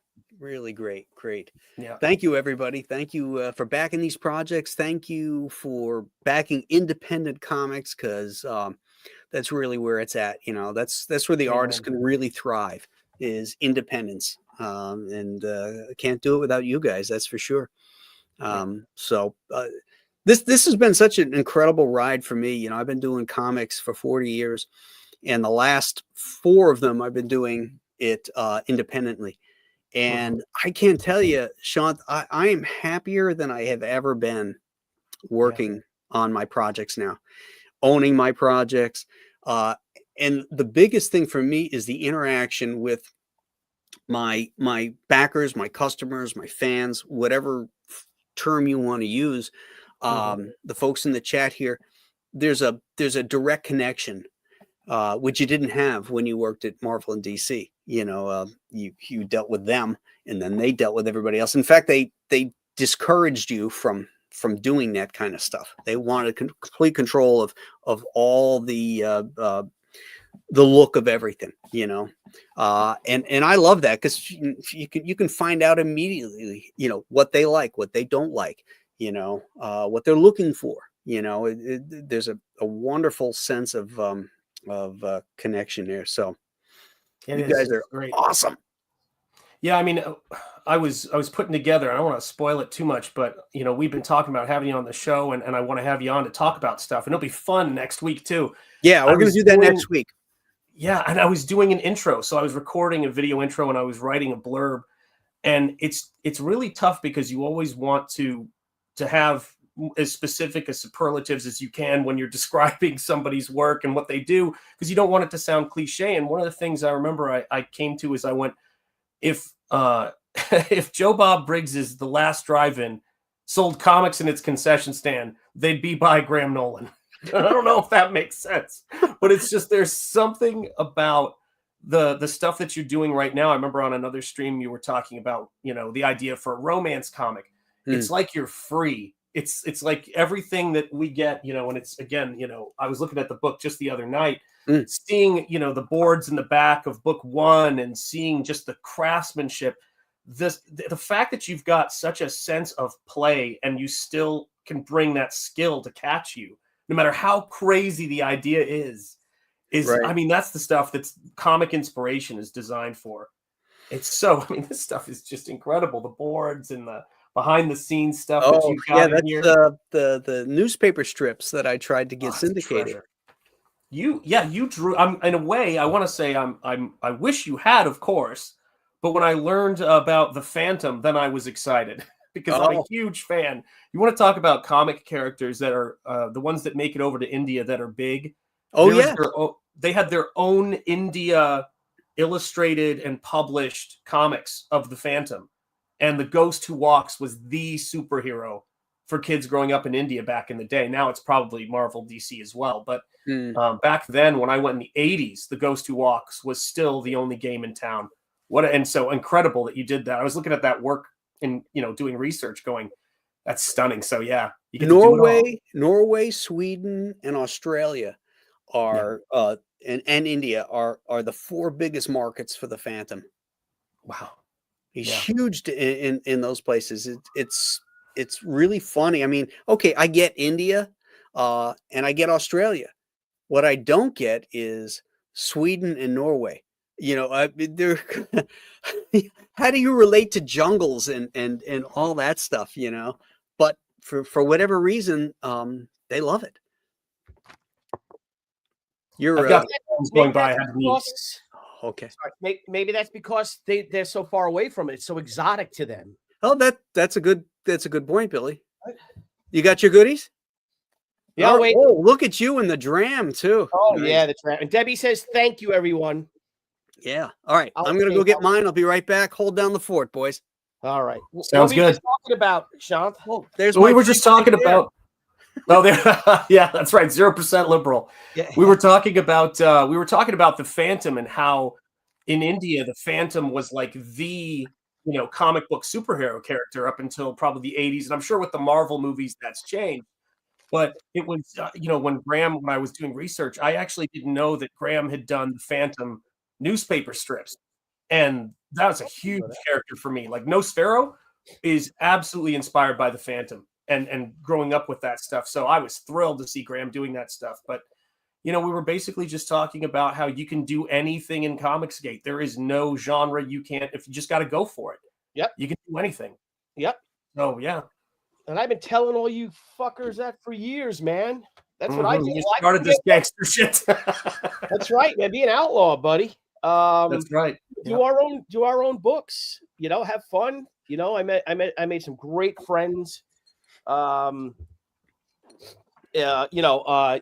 indie guys, that you got. Oh, there you go. You did it. You open, brother, huh? The great Bretsky, I think, was in the chat a little earlier. He's one of the guys that made this for me. Nice. Oh, it's beautiful. God bless. Isn't that great? So I just refill the bottle with Woodford Reserve. Oh, that's a good one. Yeah. That's the bourbon of the Kentucky Derby, my friends. Oh, here. I have wine. I'm drinking wine downstairs. Whoa. We just got packages. Dude, we got like porch pirates my neighbor showed around the block. Yeah, these fuckers come in from who knows where, and they've been hitting us over here now. So Debbie's like, there's a bunch of Amazon packages. Can you go get them? Mm. And holy F, it's cold out. It is. Yeah. Holy All right. F. Here's to all our backers and fans for helping drive our campaigns over the humps and making them successful. So this one's for you. Thank you so much, gentlemen and ladies. Billy, you want to say something? Cheers, brother. Let me try to find a good toast. Great toasts. Great. And the great devil may what is it when you're in heaven? May May you be the in devil heaven know you're in heaven. before the devil knows you're dead. May you be in heaven for a half hour before the devil knows you're dead. Yeah. Let's see what here's another one. Plancha. Yeah, let's do. Here's one right here. Come on, Jiminy. Oh, God, all this stuff. Let's just do one. Oh, here's to being naughty and saving Santa a trip. That's right. Okay. 'Tis the season. Hail. Yeah, outstanding, guys. That's fantastic. It says, and Tom Waits had said, champagne for my real friends and real pain for my sham friends. That's beautiful, man. Tom Waits, man. Oh. Joseph, what comic are you trying to buy?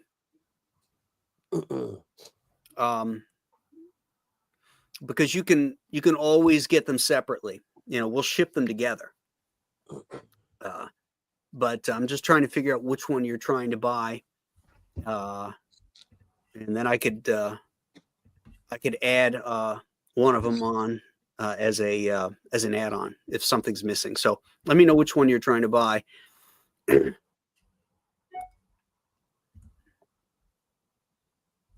Here's to swimming with bow-legged women. That's I got to drink to that one. We missed that one. I love that one.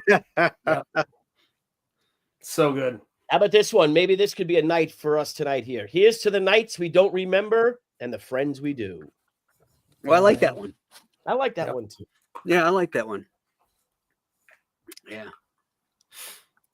All right, let's see if you've got any more backers here. Nothing there. That's pretty good, man. 135. Thank you.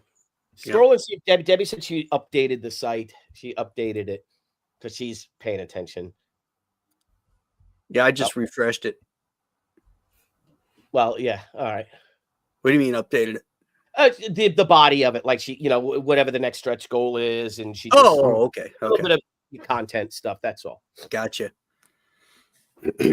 So my son is like, with the lake effect snow, he's like, Dad, you have no idea. He's like, holy shit. Like I said, I think they got 5 feet of snow. Oh yeah. Oh man. Yeah. So where's he at? Is he in Michigan or? No, he's in Erie, Pennsylvania. Oh. Yeah. So he gets it right across Lake Erie there. It's the same lake effect snows that come up to us in Buffalo, across Lake Erie. Yeah, he was supposed to go home Sunday morning because he had classes on Monday. The storm, I guess, hit Sunday, right? Or Saturday, whatever, or Monday. So it was canceled. He didn't have classes till Wednesday. So he went home Tuesday. But today the classes opened. The classes were closed on Wednesday and Thursday. So they were closed all week. Classes. So I guess they opened today. Yep. Yeah, it's been brutal for some colleges. My son is down on the east coast of Florida, going to college. But one of his classmates is on the other coast, and she was going to school in Tampa. So they've been closed. I mean, their buildings got wrecked in Tampa with the hurricane. So they've been closed. What's on the East Coast? East Coast. My son is on the East Coast of Florida going to college. So he's down in Daytona, and they were fine. The weather came across, and it wasn't even that bad. So by the time is that Embry-Riddle? Is he at Embry-Riddle? Mm-hmm. Oh, Embry-Riddle, okay. yep. Is that the pilot school? Yeah, that's aeronautical engineering. Yeah. Oh, cool. Yeah, my son's going for architectural engineering. Where did they come from, Billy? You wonder if that ever? Yeah, my kid. I mean, he is my kid. He better. The only way I know he's my kid is that we got this finger that goes like this. Graham, see my finger? Yeah, we have the same problem. We have the same look problem. at that. It's crooked. Well, it's crooked. So he goes like that. I'm like, oh my God, you are my son. Because both my middle fingers go like that. See? Oh, look Dang. at that. Yeah. The crooked. You see how crooked they are? Look at that. If you compare it to that crooked. So yeah, you had that I'm like, experience oh, I had. you're when- my son. Yeah, they ask you for help with the homework, and you get to a certain point and go, "Sorry, you're on your own, kid. Yeah. You're not an engineer." His mother's smart. Thank goodness. Yeah. Oh my. I got to goodness. tell you, like, I have friends. We had a convention, and I hope people don't get upset with me, but I don't know if you guys go through this. I have friends whose kids draw, right? Mm. My son loves to draw. He wants to become a comic book artist, and I'm like, oh, no. Does he like engineering or something like that? Don't do it. Yeah. Because it's we catch lightning in a bottle. It's especially now that they're not even paying. So it's I don't know, man. It's like saying I want to be the center fielder for the Yankees. Okay, Yeah, well, yeah. there's one spot. Yeah, right. There's 800,000 kids that want that spot, and Yeah. there's one. Yeah. It is a fascinating thing too, because people come up to us, which I think is even crazier, and they go, "So are you encouraging your kids to be artists?" And we were like, "No. What?" No. Like I was like, we do this, like this is our life. This is what we do. And I don't know. And I also think that there's something to be said for, when people go, "What drives you to do it?" I go, "What made me an artist? What made me go down this pathway was not having a choice. I had to. There wasn't. Right. I have to make artwork. I have to. This is everything to me." And I think it's got to be that for people, And fortunately, with my kids, they found stuff that they were passionate about, and they're both pursuing. And that's all you can really do at the end of the day, is put yourself into it. Yeah, you know? you got to Hey, encourage. you have a campaign in demand right now, right? Yes, I do. Yeah, put the link in there. Oh, for God's sake. Hey, Graham, the college, it says it's been a long week, Lions. Let's try again Monday. So they were closed, the campus. Oh, snowed man. in. Oh, rough. Holy crap. Yeah, They check out Sean's campaign. He's got one going too. Yeah, we were just talking. Well, Go Mortal 5. Yeah. Now, is Oh, there you go. Thank you. Nosfero like a Nosferatu? Is it a vampire story? Well, it's very much, it's inspired by the Phantom, so it's a hero story. And the idea of this story is I wanted to create self-contained pulp stories that were fully painted. And the idea is that he's like a Phantom character, and he kind of is a cross between, oh my gosh, well, he doesn't have claws, obviously, but Wolverine and Solomon Kane. So it's got that he has this ability to where he doesn't lose blood. And so much like John Milius's Conan, when they come and destroy the village that he's in, the vampire come in, they find out that he doesn't run out of blood, so they chain him up, and he's like, Arnold on the Wheel of Pain, just pushing this thing. And then he's through his faith and his perseverance, he's able to escape that bondage and declares war on them. And that's the story. So they're in my using world, him as a 7-Eleven, basically, because they basically were. Runs out. They're just It was now I want a fountain soda.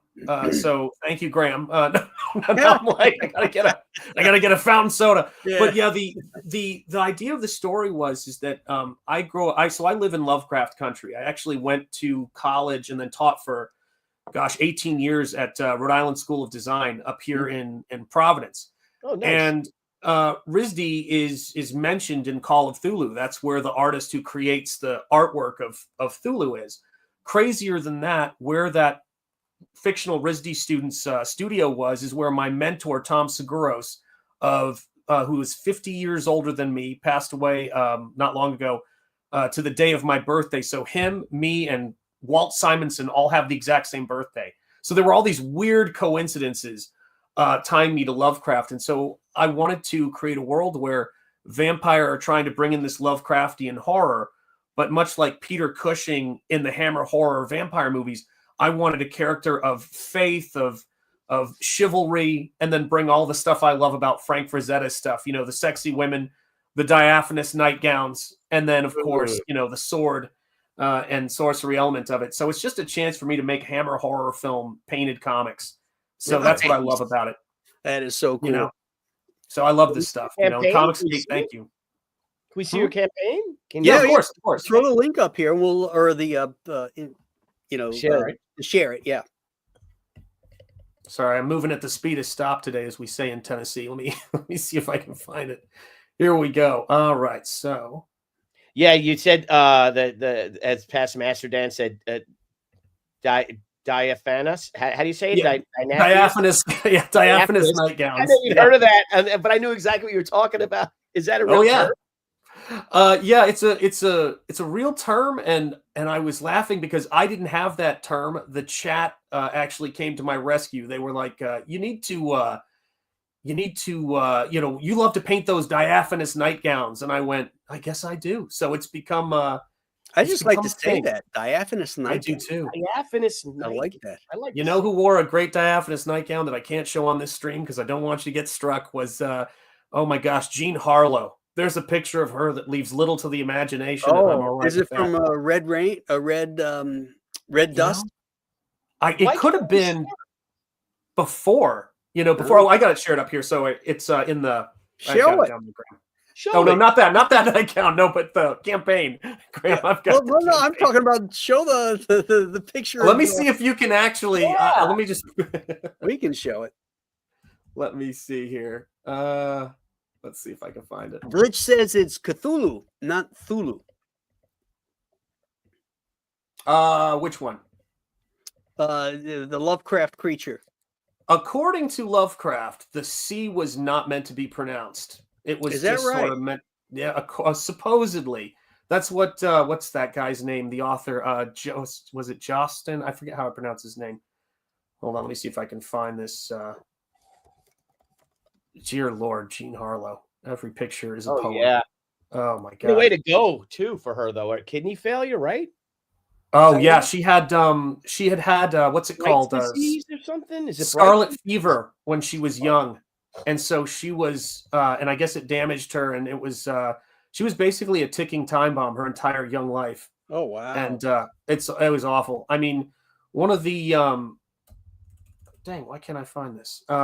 One of the things, the worst photos I think I've seen of William Powell was him at her funeral or going to her funeral, and he had friends on either side who were essentially carrying him. Oh wow! I mean, that guy was absolutely in love with her. He paid for where she was buried, built this beautiful marble thing. Was he married to her? I think he was engaged. They were going to be married, or he was married to her. Someone's going to have to find that in the chat. But yeah, they were having relations. Yeah, very likely.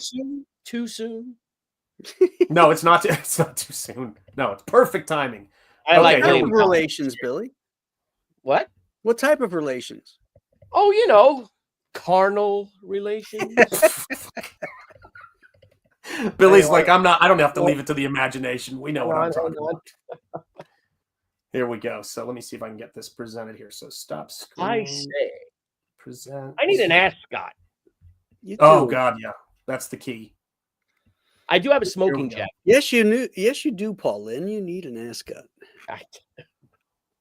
Oh, hello. Let's see if this shows. Full speed ahead. Oh wow. Let me put that on my big screen. I'll be the first to say is I never found her attractive. Really? I gotta go. I'll see you guys later. No. Yeah. Listen, when I was in college, I discovered George Horrell's photography, loved film noir, was a huge fan. So I had on my wall, I had Norma Shearer, I had Humphrey Bogart, Jimmy Cagney, one of my favorite actors of all time. Oh, Cagney's the best. Yeah. Jimmy Cagney is the GOAT. It's like there's boxers. Roberto Duran for me is just great, and all-time great actors, Jimmy Cagney and Patriot for that matter too.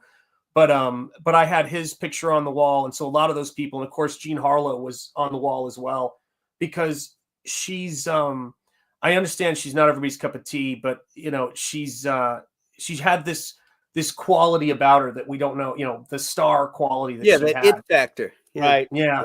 And just extraordinary. Oh, I dug her. I mean, she was gorgeous in that one film where she played the harlot, if you will, the one that steals the guy from his gal. She's not, just striking. I don't know. I mean, she's, I'm a I like Myrna Loy of that time period. I prefer her. You know, of course. I like Ginger Rogers in that time period. Ginger What a Rogers. figure on her. She was a hardcore Republican. Was she really? Oh yeah, Yes. hardcore. And you know who Second else- Amendment advocate, shooter. Really? Oh yeah.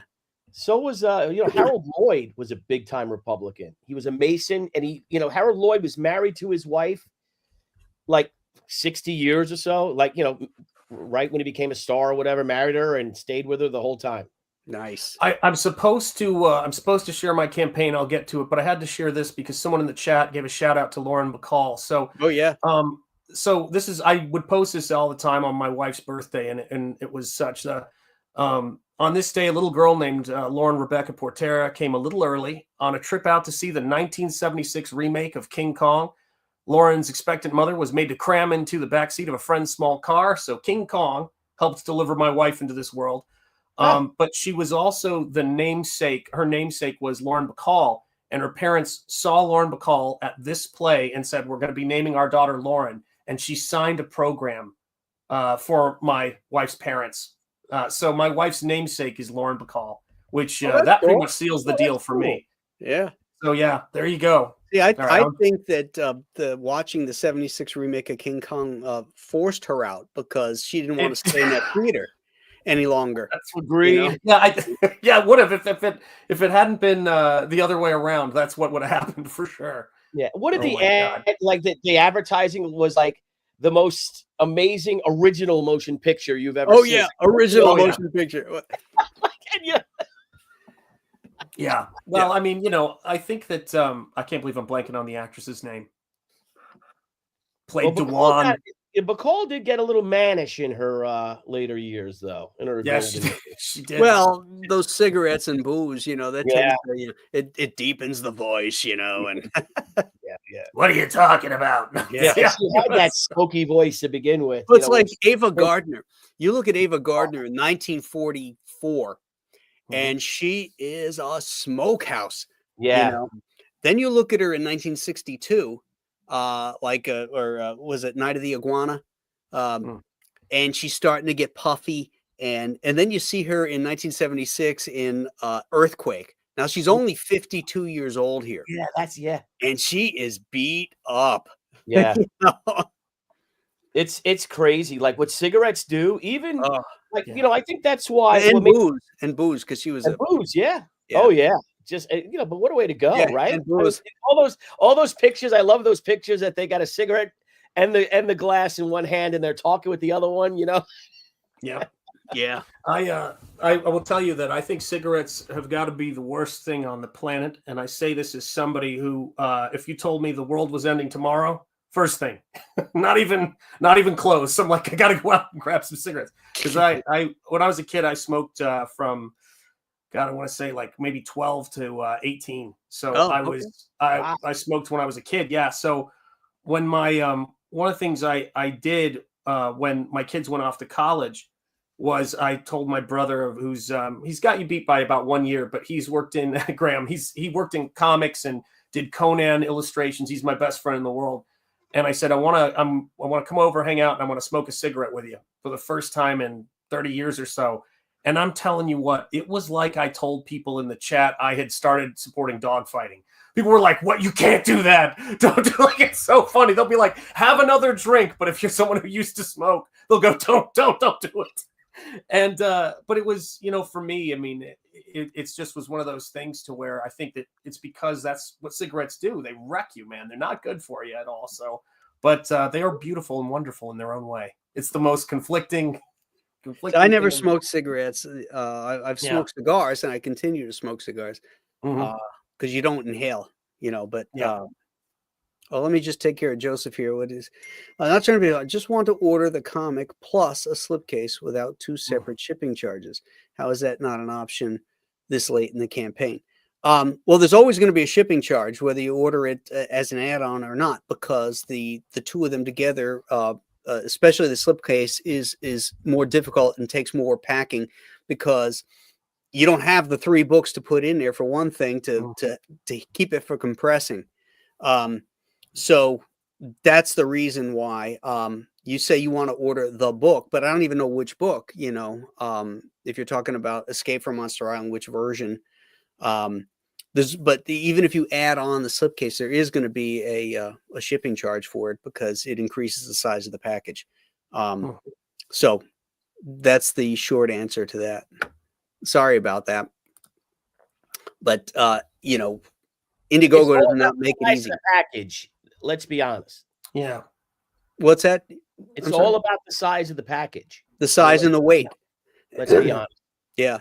And the shipping rates have gone up, actually. Oh, fuckers. Again, I saw that. Yeah. Yep. It's great, Shipping isn't it? rates just went up. So these prices are actually lower shipping rates than the actual shipping rates, particularly for overseas. January. Yeah, I mean, 12th. it's crazy, and I could just called up my campaign, Graham, if you want to pull it up. But it's a perfect segue to shipping.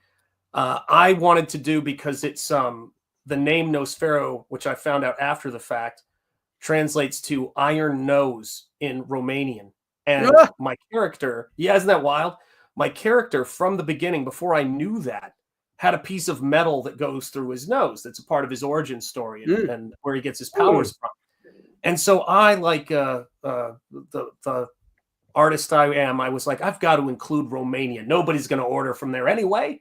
So I'll just include Romania as an option. I got one order for one book from Romania, and I think the shipping was like $60. Yeah. It was horrendous, man. It was horrendous. But yeah, this right here is me loving Alphonse Mucha, who I've got a print of behind me. I love Frank that. Rosetta, I love the colors. Richard Corbin, you know, all that stuff. And there's always a little bit of, you know, of course, Lovecraft. I think his fiction is just incredible. And so, yeah, you can get an edition of this book. This is the first time and only time I'm going to be offering it. There's an art edition of this book. So not only is there a second printing of it with different bonus features in it and a brand new painting, but there's an art edition that shows. Oh man, I had so much fun, guys. Comics. Wait a minute. Call me It crazy. looks beautiful, dude. It looks beautiful, Sean. Call me crazy, but that looks like a diaphanous gown right there. That Let does me look tell like you a something. down. I gotta ask, guys, is it too opaque? You know, Yes. Yes. Yes. I gotta lighten it. I gotta lighten it up. You know. And so when I was working on this, I was looking at Madeline Smith. Do you guys remember Madeline Smith from Hammer horror movies? And she was in a Bond film. Oh, yeah, yeah. Of course, yeah. So yeah, Madeline Smith was. I mean, who doesn't love Maggie Smith from downtown? Maggie Smith, God rest her, hot. We all. But yeah, I was looking at. Gosh, I thought I had the page in here, but I was looking at Madeline Smith in The Vampire Lovers, and then of course. Frankenstein and the Monster from Hell that had David Prowse as Frankenstein, right, as the model for my lead. But it was, you know, it's all about.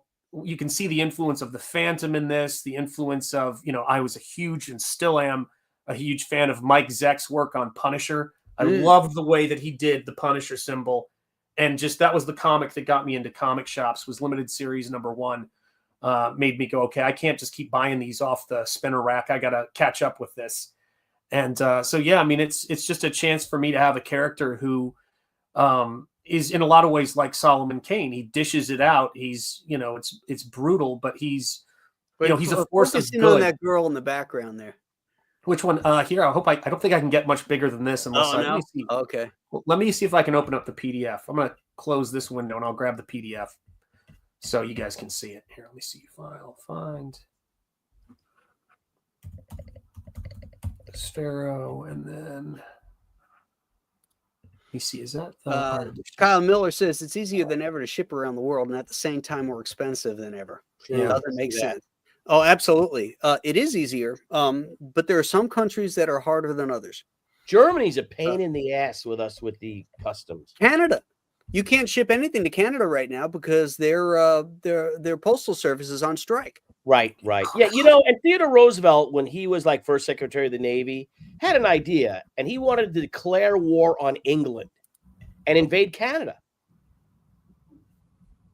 Now Donald Trump is doing it without even firing a shot.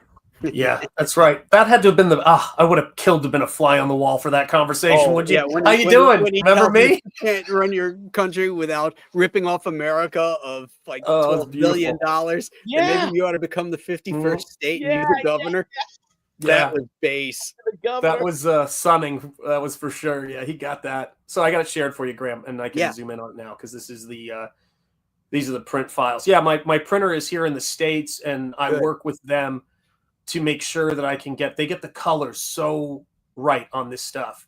So this is what you get when you see the book. I mean, the repros are, and there's of course my little paraphrase of Nosferatu, because I wanted to come up with a word that was like Nosferatu, so it was like he's a hero, but he's almost like a Dracula. So it's got that paraphrase. Does this word not sound like the death bird culling the living dead at dawn? Is the name that both ghouls and demons dare not say, for they know it means death for the undead. So that's his little that's and then cool. here's the Thulu, and then there we've got our gal, and I'll see if I can flip past anything there we go. There's a little bit of diaphanous gown, and that's his dog, which is inspired by Hound of the Baskervilles. That's a Phantomus, and he allows him to travel through the Netherworld so he can get from place to place. He can summon this demon dog, this hound from hell, to take him places. I like the ghostly skeletons off to the left here, Isn't that kind of fun? rising up. That's cool. I mean, this is the stuff that when I'm painting these things and putting those details in, that's the stuff that's so fun. And, I say this to you every time I see you, Billy, because I only have like a few stories and I repeat them according to my wife. But it's see, I knew you guys would appreciate that. But the first time I saw Frazetta's work and put it in front of me in a way where I got it, because I couldn't get the oils for the life of me when I was younger. I was, in college, couldn't figure out painting, is when I saw the Frazetta cover for She. Oh, that wow, was on really? the soft cover of Senryaku. Yeah. And I got that and I looked at it and I went, this is incredible. I love this stuff. And so that's where I try to go when I'm painting, the stuff here, is that kind of, Jack Asher lighting from the Hammer horror movies. And then that kind of, again, that diaphanous nightgowns and the pulp sensibility is very much a part of it, and I'll scroll past this reasonably fast, but a little bit of Frazetta in there. And then is this oil? Are you working? This is watercolor and gouache, and then some of the pages are acrylic. So I use I use everything sort of like watercolor. So that's, doing scenes like this is a blast for me, because the Nosfero backstory of him being captured as told by the werewolf. He was raised by a werewolf, which I actually goes by the name Greylock, but his real name is Fenrir Malin, in honor of our own John Malin, with the raised by the wolves nod. But when telling the backstory of it and this world, he is enslaved by these vampire.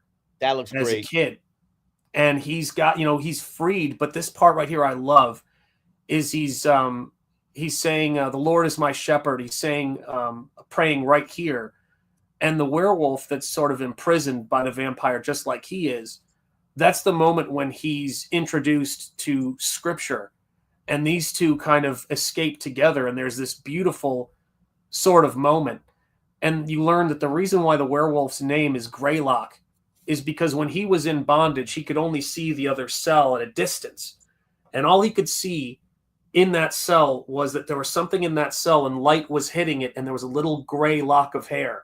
And so during all of his trials, he said, I'm not alone. And so he thought of the Greylock was with him that whole time. And so when they meet each other, it's this kind of great father and son relationship of them taking care of each other. So it's, it's an uplifting story, and I get to do the fun, Frazetta horror magazine and Hammer horror lighting on stone and concrete. But that's what we get to do here in Comicscape. That's right. And it's you gotta love it. The face of that werewolf, it looks like American Werewolf in London. It is the face. Straight up. That American Werewolf like in, right there. Oh yeah. that movie is one of my favorite movies of all time, and that werewolf design is, for me, the best. I like the Howling Werewolves. I love Rob Bottin's work, but Rick Baker's my guy, man. Rick Baker is incredible. It is great. It is great. It is. It's in a class of its own, but maybe my favorite werewolf design. Let's put it that way, right? You have what's best, the best movie or favorite movies. Graham, we've had this conversation. I still love Oliver Reed's makeup. Oh yeah. Curse of the Werewolf, Hammer Horror, of course. Yeah, Curse of the Werewolf is amazing. Yeah, it's a great looking werewolf. Yeah. So. Yeah, that's not a great movie, but a great looking werewolf. That's right. It's not a great movie at all. Jeez. The ending is Oliver good. Reed is great, you know. Well, you know what? Ethan is going to be launching our closeout party. This was the pre at 8 o'clock. It's 8:04 right now, but we know. Oh God, yeah. His trailers run for about 8 minutes. So I want to just pull up the campaigns one more time, do a refresh before we all head over there, and let's see where Billy's at right now. 8135. Thank you, guys. 8449. We picked up some more backers. That's fantastic. Thank you. And now we'll do Return to Escape from Monster Island. So we're at 7166 and 7271. Yeah, so let's keep going. There you go. All right. Excellent. That's excellent. So Great everybody work, in the chat, thank you so much. Grey Wolf just back to Monster Island. Thank you, brother. Much Thank you, Grey appreciated. Wolf. And we were just talking about the gray wolf. So, yeah, the Grey Lock. That's right. See, Grey Lock. Yeah, it all comes together. Grey Lock, Grey it Wolf. must have been meant to be. Yes. So everybody in the chat, hopefully you'll go on over to Ethan's channel and we'll continue this party here. It's going to be a long night. But thank you for joining us and making this a fun evening, and for backing both Billy's and my projects, and give Sean's project a look as well. And you should back that as well. He's a good guy and he's doing great work. Sean, thank you so much for coming in tonight and hanging with us. Pleasure. And thank you, Graham. Thank you for hosting, Graham, and getting us to $80,000. Thank you so much. Much appreciated, guys, for all of you. We can't do it without you. So we're going to end the stream here. We're going over to Ethan's channel, and we'll see you over there in a few minutes. Bye-bye. Have a good one.